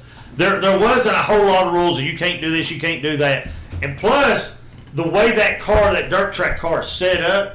You have to have the ability to drive. You got to understand it. It works a whole different. Oh, like sure. a regular car. And the whole everything, the steering, the shift, everything's different with it. Mm-hmm. And you got to understand, how to set the front, how to set the back, when to move, when not to. So there was a lot of exciting racing going on in the dirt. So I do miss that. That's where real people learn to drive. And then you get to NASCAR. They're all the same. Everybody's doing 202 miles an hour. Yeah, and it's very, very boring. But yes, when the reason they wanted to put them all in a bunch is there's going to be that wreck, and that's what people wanted to see, is the wreck. So if I take 28 cars and say you run what you bring, well, you're going to have somebody like Petty when he brought the big wing Pontiac, and he's circling the field. When you have and you go, man. All right, so that one race, he's going to win. That next race, everybody's going to have a wing of some sort. They're going to say, hey, we're going to watch what we do. Then when they took the roll cages and filled it full of gasoline, and then they didn't have to make a pit stop, it was like, how in the world did they pull that off? They go, okay, yeah, you can't do it. It's cheating. So everything, all these rules came by somebody invented a way to get around the rule. Yes. So you look at one of the things that. But I'm okay with that. Bring what you got. Yeah. And run it. But I think there needs to be That's racing. Yeah, I think there needs to be, it can't be bored out more than this, and you can't. If you want to put a limit on the engine, okay, whatever. Yeah. But other than that, do what you got to do. No fuel no gas in the roll cage, none of this. The cars have to be, well, here's what I would do. Your car, and this is what they do for the most part, your car has to weigh X amount of pounds, period. I don't care how you do it. Okay, then do it however you want. However you got to do it, it cannot weigh. So now you have the same weight of a car, but then you have, here's my engine. So let's say you have a crate division, and you have to buy a brand new engine. You can't modify it, put it in your car. Car has to weigh a certain amount of weight, and then go with it. You modify how you want to. Just can't touch the internals of the motor. Then you got guys can be a little creative. See, I'm all for touching the internals of the. That would be great. But then you look at you have teams, and you do that anyway they don't have the. Well, here let's go back this way. When Michael Jordan came into NASCAR, his team was young. They didn't have the sharing technology. They didn't have all the stuff to where they could actually the information logged from that car of all these different tracks, the testing, and they could go in. Guess what? That's part of it. Yeah, it is. And used to Everybody got to learn somehow. Used to, that's where you went and test. You go and test and say, okay, now the car runs great by itself, but when you have other cars taking the air off the spoiler and making the back end loose, well, your test just throw it out the window because now you got to learn to drive loose, and that's where I guess you have to do an adjustment. You got to do a lot of testing, and so there's a lot of issues with it. So they come in the first couple of years and they actually have to stay at the back of the pack and get their lumps. Now, the reason for that is now you got a sponsor. You got to go out and convince somebody to give you the money to be competitive, and TV's never going to see the name on the screen unless you're crashed. Well, So if you're Michael you're excited Jordan, about that, ain't you? that's all right. Yeah. If you're Michael Jordan, you don't need a sponsor. Right. You can sponsor the Jordan brand. Pretty good. Yeah. And but it's got it need be, hey, Phil. Yeah. I'm sure he's got Phil Knight on speed dial. He's probably got several people on speed. Yeah, he can get him a little pull of money. Yeah, but I think This is going to be a couple of years, boys. Whatever, Michael. Yeah.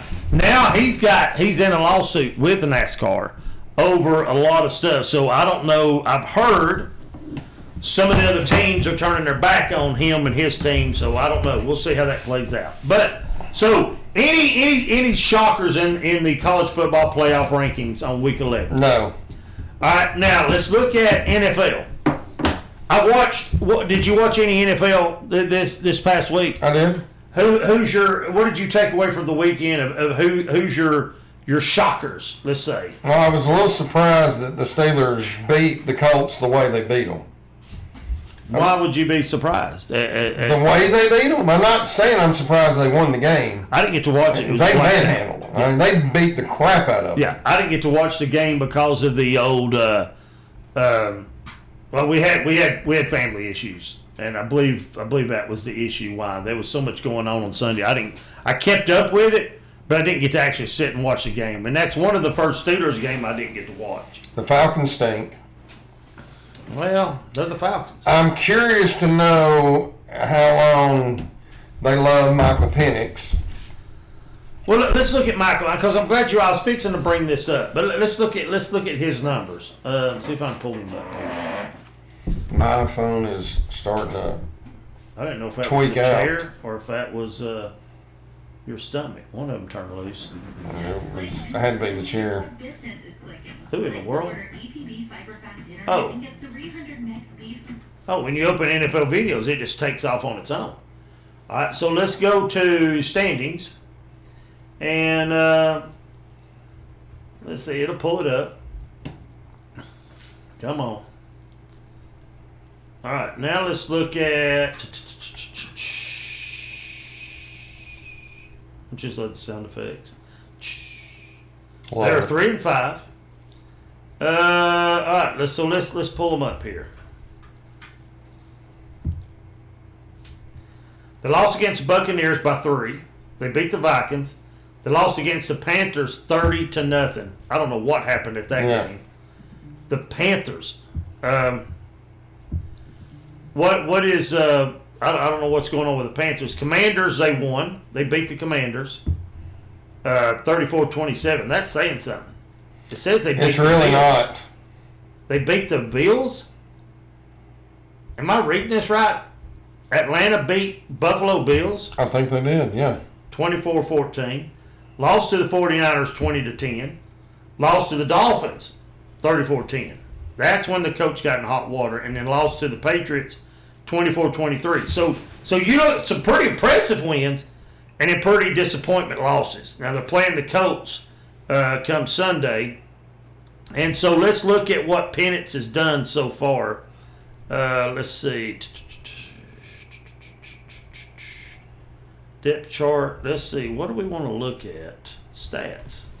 Penix hasn't put up great numbers, even in the wins. He's put up okay numbers. Drake London, has had a really solid year. Pitts has had a decent year. 1,600 yards at 60% completion rate, 3 interceptions. Yeah, he's halfway through the season. That means he's gonna. And I know they have an extra game, but he's on pace to throw for about 3,400 yards. That's not today's NFL. Yeah, projected 34-64. Yeah. With 6 interceptions, 17 TDs. Imagine it's 7 yards. That's his average. Dink. Remember the whole dink and dunk conversation? That's the league. That's the league, Yeah. and that's college. Yeah. It just is. Man, I miss the old way of playing. Dan Marino. I seen, who was it? Somebody. This was on. Dan Marino was the best. What was I watching? It somebody here is in the talkings with Dan Marino as. When you say somebody here, there's just me and you. Well, it wasn't me or you. It was somebody in Young. What I meant. Who is it? I'll have to go back and look, but they're in a group of just 4 NFL quarterbacks. And it was pretty, I don't think it was Josh Allen, but maybe, was it Bo Nix? Was Dan Marino the best passer of the ball ever? I don't know if I'd say he's the best. He was good. He deserved to be 2 or 3 Super Bowl champions, I think. He was probably the best that never won a ring. Oh, there's no question about that. I think he's the best passer of the ball. The best quarterback. Now, define passing. You're talking about the way his the spiral, the money on the money. The release, the strength. Yeah. He was a great quarterback. Great quarterback. He threw people open before that was even a thing. Yeah, Lord, yeah. Yeah, he learned that. But a lot of it, too, is timing and rhythm with... But he had superior talent. I don't care. Timing and rhythm means very little for somebody that doesn't have the talent. And as far as and you hear the greats of then and now talk about Peyton Manning said he never stood up for one college game. His first professional NFL game was against the Dolphins, and the first time Miami's on the field and has the ball, Manning stands up to watch Marino. All right, hold on. This ain't good, but all right. What's not good? His stats. Don't look. I thought, how many interceptions you think he threw for his career? 130. No. 252. Okay. TDs, how many you think he threw? 500. No, 420. Okay. How many yards you think he threw for? 50-something thousand. 61,000. Okay. So you look at that ratio of touchdowns to interceptions. That's not good ratio at all. But let's see but you also look at, he had 270 career sacks. Okay. So that's quite a lot of sacks. He had an overall 86.4 rating as quarterback. When you look at that number, you go, no, I thought he was better than that. My brain wants to remember him better than that. An average of 7.3 yards, that's good. I don't. Analytics mean nothing to me. 59% completion ratio. That's because he threw the ball downfield. He didn't throw it from here to the door. And it's his average was 7.3. That was his average pass. Completion. No, that's his average throw. His long one averaged 85, which is not bad. 85, well, it's receiver running 85 yards or whatever it was, but that was his average. Now, that was from 83 to 99, according to ESPN. So now we look at how many fumbles did he do? He evidently... Let's keep into account the era he played in, too. He got the crap kicked out of him. Yeah. The DBs were able to unload on the receivers. They were able to keep their hands on the receivers longer. What do you think Dan Marino would do today if he was just coming into the league with the same skill set? I don't understand why this don't make sense. All right, here's what it says. That's not what I asked. Let's say that again because I'm reading this because this I doesn't make said sense. with the rules in place of today, if Dan Marino come into the league today, Yeah. what do you think he would do? I think he would complete 70% of his passes. I was going to say His roughly- interceptions would drop by 25%, and his touchdowns would improve. But he would be, if he played 16 years, he would be flirting with every passing record. Who would you put him on? Let's not say the Dolphins, because that was his problem. I mean, he was on a Well, mediocre what was his problem team. early? His first 5 or 6 years, that offense was geared around him. Yeah, they were pretty. He had, well, his first year, 83, he had 20 touchdowns. Second year, 48, 30, 44, and then started going 20s and lower after that. He had a decent year, 30 touchdowns in 94. So once he was in the league for 10 years, well, his lowest touchdowns was 93. He threw 8. He had to be hurt. Had been hurt. But here's what I don't understand. It says stats on Dan Marino's bio page. Passing, career. Okay, we just went over those. Mm-hmm. Rushing, career. He played 242 games. He carried the ball 301 times. He rushed for 87 yards. An average of 0.3. That's 1 yard, less than a yard a carry. Most of those 300 carries are sacks. I would say so, because there's a minus 17, a minus 4, a minus 24. Scrambling and got caught behind the line. He rushed for 9 touchdowns. His longest rush was 15 yards. And he had 19 fumbles. What is FD on rushing? First downs. Okay, that's dumb. I feel an idiot now. 13 first downs. And lost twice. He had 19 fumbles and recovered, but lost 2. Receiving. He had 1 reception for minus 6 yards. And then scoring. Pass, rush, reception, TDs, 2 points attempts, field goals. He didn't kick any field goals or point extras. He rallied up 54 points. I'm going to guess his one catch was a deflected ball that he threw. That would be funny. So when you look at the numbers don't tell. No, Good he I was. don't care about the numbers. I watched the guy play. He was better than everybody he played against. Yes, no doubt about that. Again, I was looking if he at- played now, he would complete 70 with the defenses, with the rules in place. He would complete 70% of his passes. He would have 25% less interceptions, 25% more touchdowns. now, I how firmly believe that. how do you think he is? Now, he's 67. Really? I didn't know. I didn't. Well, 1961. No, So that's when he was born. he's so 64 that's then. 64. Yeah. Man, Him and Mattingly. Mattingly born April 8th, September 1961. 15th. Manning. Or now let's look at. Let's go with Johnny U. I wonder if ESPN has his- Johnny United. His completion percentage probably 53 or 52%. All right, hold on a second. I want you to. I'm gonna see. Let me put the camera on you. I got a little surprise I want to show you. You mean the camera hasn't been on me? No, it is, but I mean just you, because I got to get up and grab something real quick. So let me put you in the crosshairs, because I'll have new graphics and all that next week, but I don't have them right now. So let's do. You do have a cute little stapler though. Well, I try to spruce the room up for you.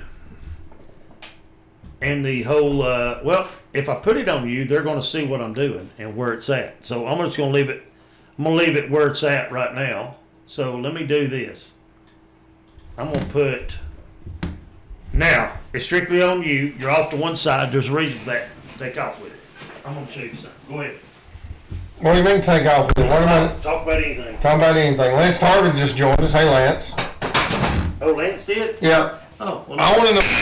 that's loud. Oh. I want to know if Lance is on Georgia's side and he says it's not a catch or not. That's what I want to know. He is by far the most level-headed Georgia fan I know. So I would like to hear his thoughts. But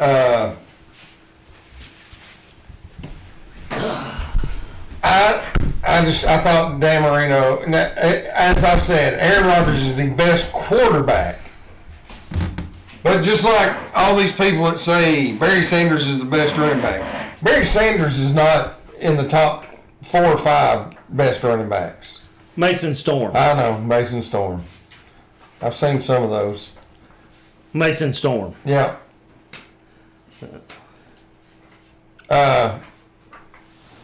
Mason Storm with a knife in his mouth. Look Oh, at hold those on. 1 second. guns. These are funny. There's little Mason Storm. Look at that hair. Look at the guns and the hair. I had a ponytail with a beret. This was my Sid Vicious pose. That is actually, I did that pose every single match. I would spit a loogie out in the stands. Very funny. Yeah, and they hated me for that. Let's see. Here's my American flag. These are all little Mason Storm. Here we go. My favorite. That's one of my favorite ones right there. Because it kind of reminds me of who was the wrestler that. Does that not look like Hogan? Hacksaw? More like Hogan, not Hacksaw, I would say. I look more like Hulk Hogan in that picture. No, I barely see you with all your... You couldn't see nothing. Yeah, I saw the flag. These is funny because when I went to Marietta and I was in the arena, same card as JYD. It's before JYD died. They said, "Hey, you need to bring your gimmick pictures," and that's what all these were. Speaking of died, did you hear about the Dallas Cowboy player? No. Did you see any of that game Monday night? No. Well, Dallas had a block punt, Okay. and this guy recovers it in the end zone. He was dead yesterday morning. Really? Evidently, and I don't know. Or evidently. He got shot, is all I know. After the game? No, yesterday morning. So, I mean, he got shot. He played Sunday, got shot yesterday. Played Monday night, got shot, or the report I read said killed himself, shot himself, self-inflicted wound. He was being chased by the police, wrecked the car, got out, ran, and when they come up on him, he had killed himself, is the report I read. There's something was going on That's there. crazy, but they did, part of the report did say he had been depressed. All right. But, Are you ready for this? Oh, the clock's running. 9 minutes. Don't start it. Don't start it. Oh, no. 9 minutes. All right. Are you ready for this? I didn't know I had these. Are you ready? yeah, I'm ready. All right. Because you're going to love this. Feast your eyes on these bad boys. Now, look at this. Fran Tarkenton's rookie card. Fran Tarkenton. Oh, he just passed Johnny away. Unitas. Really? R.I.P. Fran Tarkenton. Now, Lynn Dawson. One of the better Georgia Bulldogs. Johnny Unitas. Lynn Dawson. Buck Buchanan. Jack Lambert. Jack Lambert. This right here was back in the day. That's his rookie. Joe Montana rookie. Rudy's teammate. Joe Montana rookie card. I have 2 of them. We were talking about Rudy today at work, and after the movie come out, some people had said some not so flattering things about old Rudy. Yeah. And Yeah. Montana even decided to jump on and say, "Oh, we carried him off field as a joke." Okay, so you carried him off the field. Yeah. Whether it's a joke or not. Yeah, Now look. and you didn't play. Yeah. Now You look. were standing on the sidelines all the time, Look at Buck. this. Dan Fouts. Billy Sims, Billy Sims. Terry Bradshaw. Terry Bradshaw. Montani. That wasn't his rookie. Looky there. That's who we're talking about. The man, the myth, the record breaker, 1986, Joe Montana. Dan Marino. I will throw something at you. Warren Moon. Now, he was a really good quarterback. Really good Montana quarterback. Was really good. Then you had Herschel, Eric There's Dickerson, LT, LT. Eric Dickerson, Emmett Smith. Is that Emmett? That is No. Herschel Walker. I see it now. Herschel Walker. I'm looking in the camera, not here. Herschel Walker. Now, these are not so famous. Oh, Ozzie Newsome was. Herschel was a better Ozzie college Newsome. running back Yes. than Emmett. Bob Grease. Emmett was a Look at this better one. NFL Look running at that back. one. Larry Zonka. Walter Payton was the best running back. Look at that. You remember Tommy Kramer? He I do remember Tommy Kramer, quarterback in Minnesota. Yeah. And now, so Him and Ahmad Rashad had a lot of connections. yeah, they did. Now, do you believe? What would you think these are worth? Some of them I would think are worth something pretty good. Some of them not so much. Now, these were given to me by my Uncle Mike. I wouldn't think the Johnny Unitas's are worth a whole lot because we all know rookie cards are the most important ones. Yeah. All right. So And I don't think either one of those are rookie no, cards. according to the back of them, they're not. And that's definitely not Tarkington's rookie cards because he started with the Giants. Let's see. This is no. That's his lifetime card. I was looking to see if I had. I thought I had a rookie. Let's see.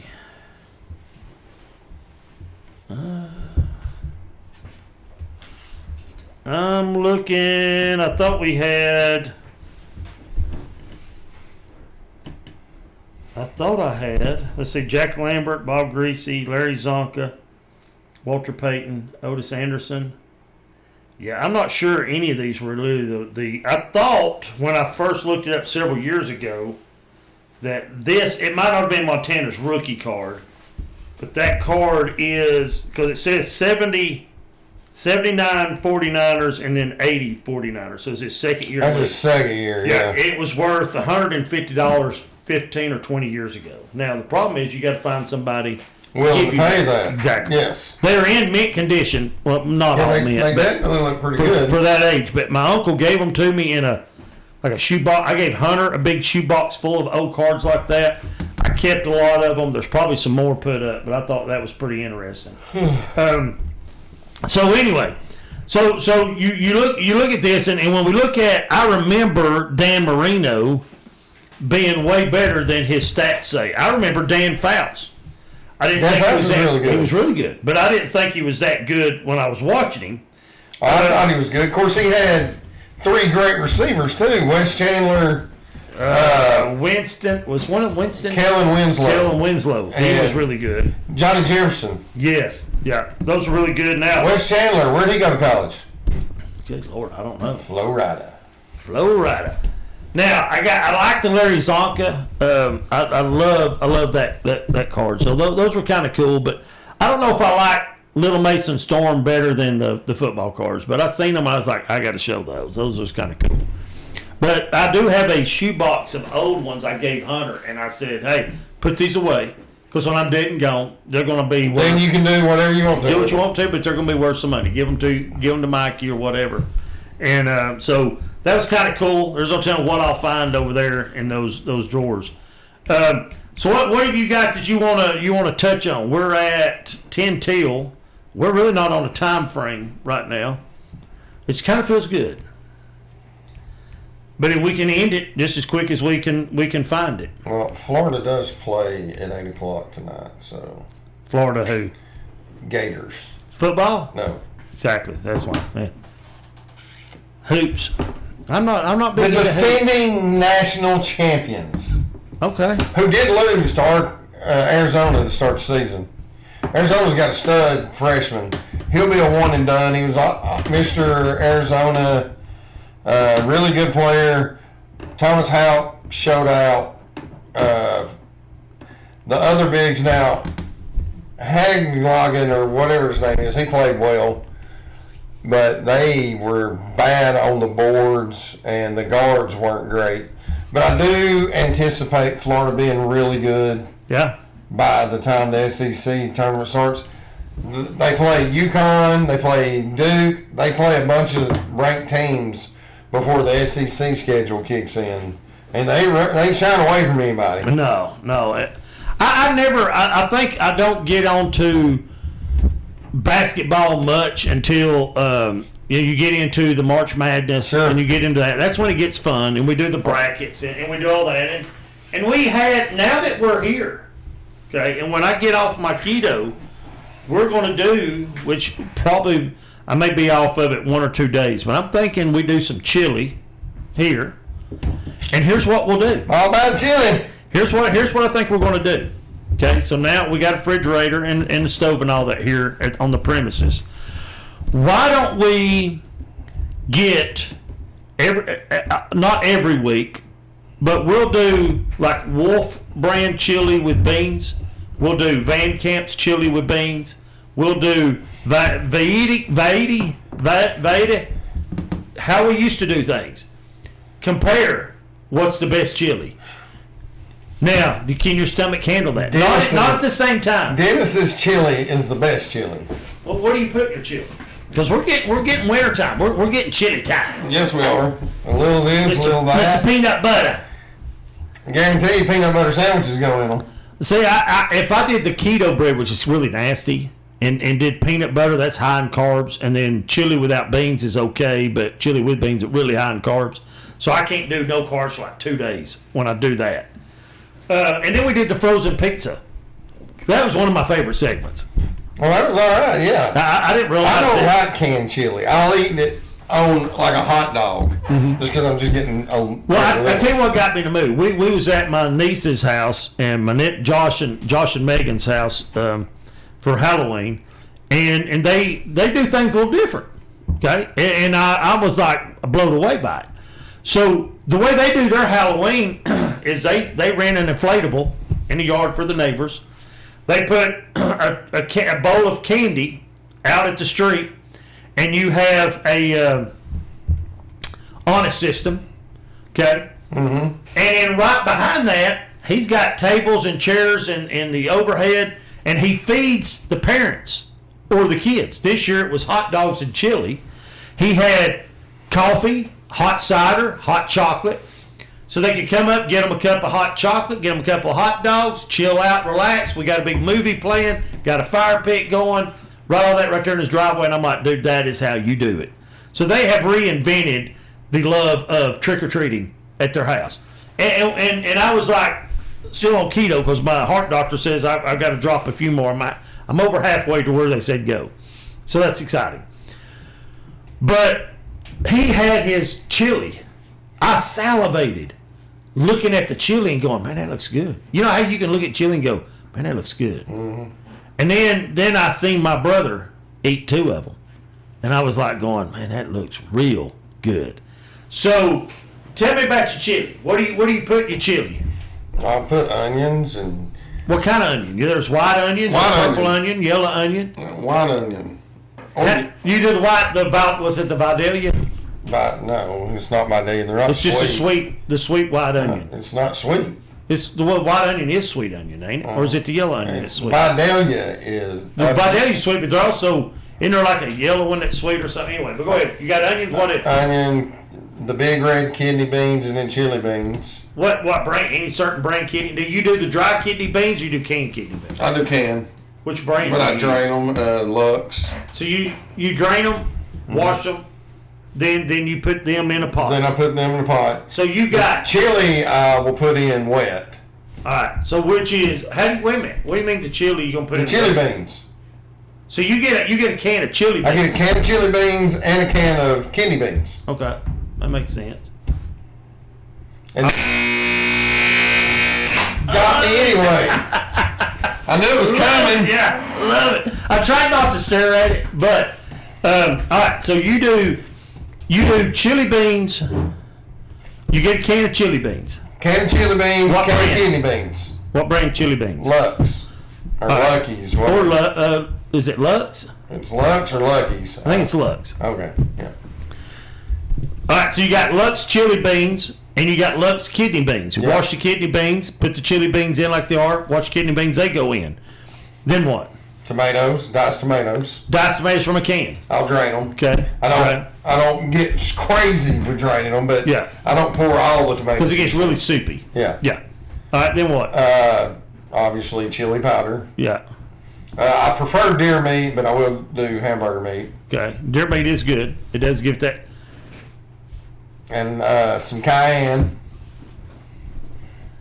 He said, you can look at all the stats all you want, but what matters is did they win? True. Now, that was Lance. I believe that's Lance. I'm sure it was Lance.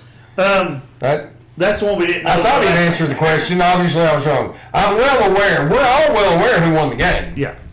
So now, all right. So we've got chili powder. Are you doing like McCormick's chili powder? Yes. Okay. So McCormick's chili powder. I have the big plastic thing, though. I don't just get the one packet. I just eyeball and put what I'm feeling so in it. you go Until I feel or do you get it and go? No, I don't do that. Don't none of that. I'm a man. Okay. So And it's same with the paprika, or I put a little paprika in just you gotta have for some flavor. paprika, yeah. But with cayenne, I just till I feel good about it. okay. So But it usually comes out nice hint of heat, but yeah, just right. So what else you got? Onions, and then that's you put when you put the onions in last, first. Mix it all together and let it simmer together. I cook it in a crock pot, so Okay. I just. Oh, so how long does it take? 2 hours, probably. I like 4 on low. Yeah. So do you put this in on your before you go to work, and then when you come home, it's been cooking a while? No, what? We got a crock pot that'll cook for 4 and then go to warm. Do you eat it? Oh, mine's not like that. No, I typically, if I'm going to cook it, I'll go home at lunch Yeah. and get it started. Oh. Did you start salivating on the way home? Oh yeah, and I tell everybody when I get back. Yeah. It's on. It's on. I'll have it here tomorrow too. Yeah. So you bring leftovers to work, share with all the guys. Sometimes. Yeah, and then sometimes you don't. And sometimes it's all about Dennis. All right, and that's so you look at what brand peanut butter. Jif. Is there another one? Oh, well, no, that's what I eat too. Jif's good. Now, Peter Pan's okay. Peter Pan is good. I'm not crazy about Skippy, Yeah, but I'm not. Reese's ain't bad. I'm not a peanut butter snob. I love peanut butter. I always have. Do you do crunchy or plain? Plain. Okay, because it's hard to eat crunchy on a bread when you spread it. It'll rip the bread up. Yeah. Yeah. Can. Do you? So you just go plain Jif, creamy, peanut butter, and that's how you do it. Gotta You work. make that face. Do you? I cut them in triangles and just go to dipping. No, so you make it, cut it, dip. Is that how it goes? It's got to be 2. Dip, or you go dip, I know. dip, hop. How do you do that? I dip a couple, bite, flip the other end, use the other corner. Oh, so you get a little messy. Because won't that get peanut butter all over your hands? Not when you got skills like I do. Oh, you got good peanut butter I've skills. I've done this forever. Yeah. So that's now let's rate this. Like, what is your favorite thing when it's cold? What's outside, not cold in the house? Oh, chili. So you go with Dennis's chili. What have you named your chili? Because we're gonna write this down. I haven't. You gonna call it? We got to give it. I a know name. Ryan likes it. We'll just give it a name. Let's make up the coolest name ever for it. D. Swain's Double Dog Super Hot. You know, something like that. Let's give it a Super real long name. flavor. It's not super hot. So we're gonna call it D. Swain's Double Dipping. That sounds good. That's good. All right, so D. Swain's Flavorful. we go Chili. double dipping, flavorable, or flavorable double dipping. Let's go flavor. D. Swain's flavorable. You're the one wanting to do this. Yeah, because this is how we're gonna put the recipe up. Now I do like, I make vegetable beef stew too.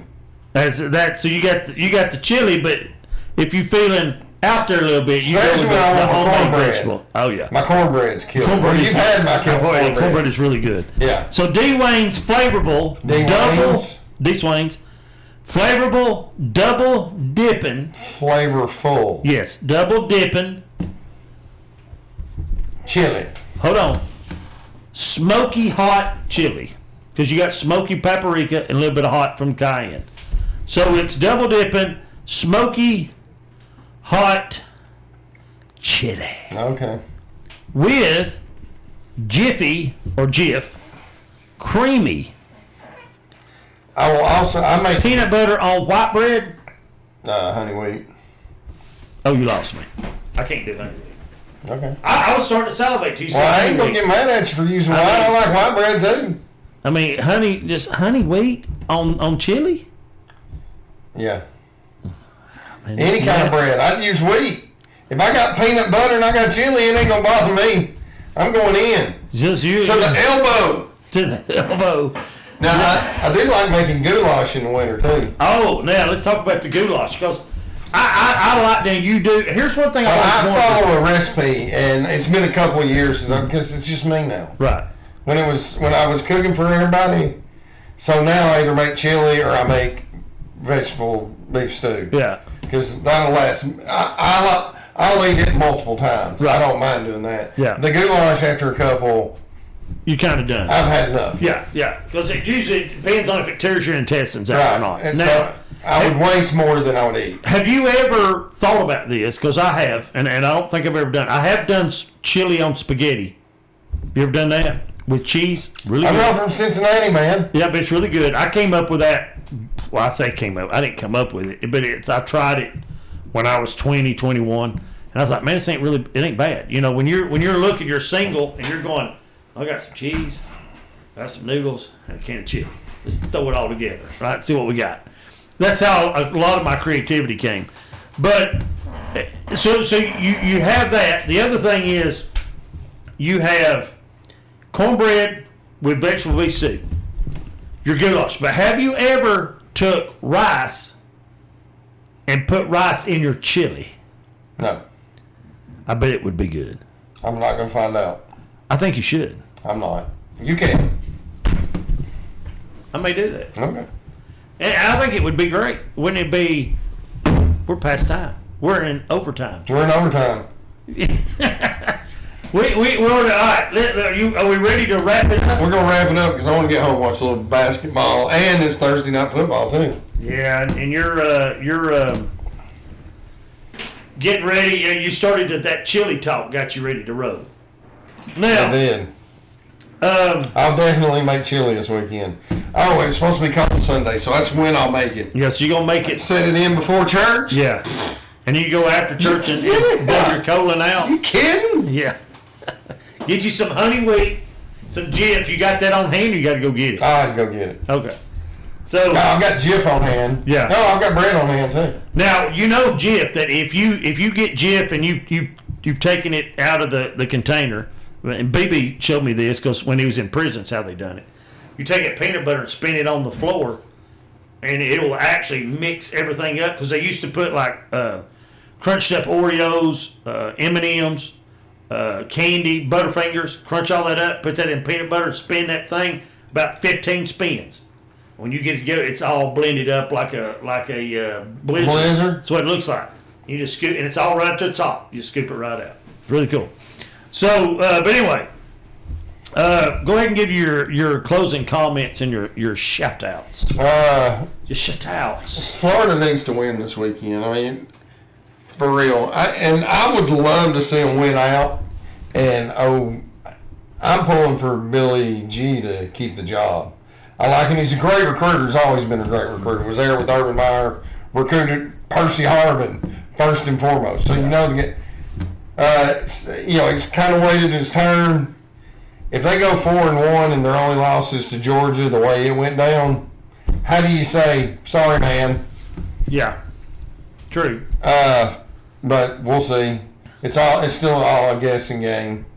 It depends on who's available. I've heard Lincoln Riley's name is now being mentioned to come back to the SEC or come into the SEC. Which job? I don't know. Are you impressed with Lincoln? I'm impressed with how he gets quarterback. He's got 8 starting quarterbacks in the NFL. 8.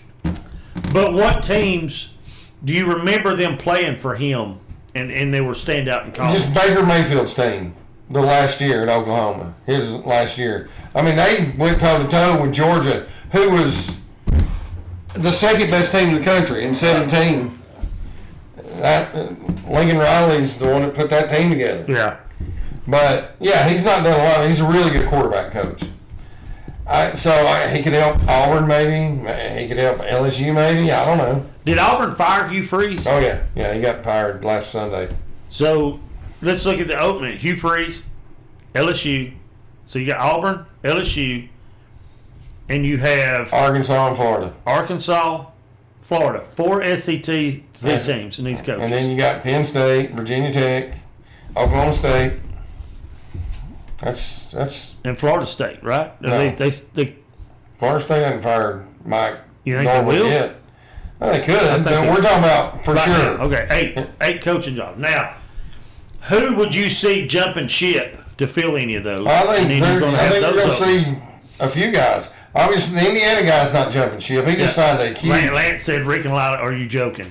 Question mark, exclamation, question mark, exclamation. I am just saying I heard his name mentioned as a possible SEC?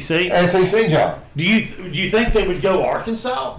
Or do you think he's LSU? I think if Arkansas got him, that would be a big win for Arkansas. Huge win for Arkansas. Huge. But no, he's not leaving USC to go to Arkansas. No, I don't think he's leaving. LSU's where I think. It's all going to make sense. That or Florida. I couldn't see him leaving to go to LSU, but I can see him go to LSU. LSU's got a little money. They're not loaded like the Florida or they have talent galore. yeah, but you can still recruit with the transfer portal. You wouldn't have to go. I get all that. And LSU's And going to take a special. I don't kind of know that person. he's going to leave. That's just something I'd heard earlier in the week. Yeah, it's going to take a special kind of person to do LSU. But anyway, Florida's going to win this weekend. I hope Gonzalez is the guy. I'd love for him to be the guy. That way Florida doesn't have to get in all that crap of, let's call this guy, John Gruden, whatever. But nowhere. I am excited about playing in the Superintendent's Revenge Saturday. It's always a lot of fun. Yeah. They'll put crap in front of the hole, and it's a lot of fun. Yeah. Peeing up on the friends, it's impossible. They'll make you hit with the old beat-up old club. They'll make you putt opposite-handed. They put tractors in the fairways. It's a lot of fun. Oh, that's crazy. Yeah. All right. Well, it's time to go. The boss is calling. I'll have to catch that phone here as we get off the show. But we do appreciate everybody tuning in and joining us in studio. Lance, I'll see you Saturday. Scoreboard is back in working order. We will have a lot more. Oh, he said Lincoln Riley never won anything. But we'll have, hopefully this thing kind of rearranged. We'll have some stuff up. To be fair, memorabilia. There's only, 3 coaches that are coaching right now that have won anything as far as that goes? Well, there's that side of it. But we'll have some memorabilia on the wall. We'll try to get the dirt track just because it looks cool. I want to do hang some stuff up. But at the same time, too, it's also my all-time studio. So I've got to. Can't get crazy. Yeah, I can't. I gotta fix that. But folks, we appreciate you tuning in. Appreciate you watching. And go to church somewhere this weekend. Absolutely. Spend time with the Lord. Spend time with family. We'll see you next week. Click like should scare. Yeah, we're going. Bye.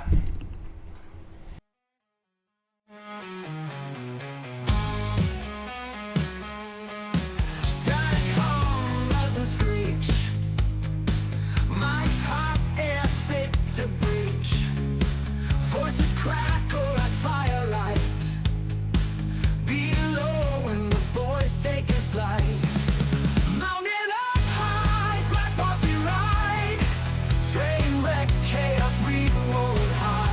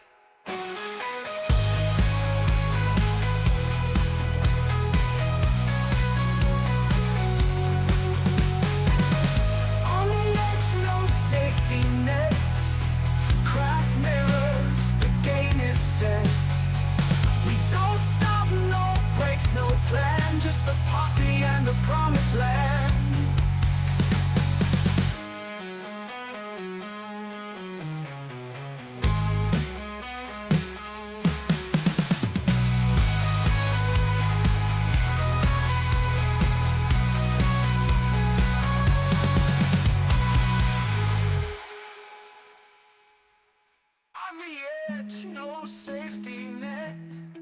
Cracked mirrors, the game is set. We don't stop, no breaks, no plan. Just a posse and the promised land.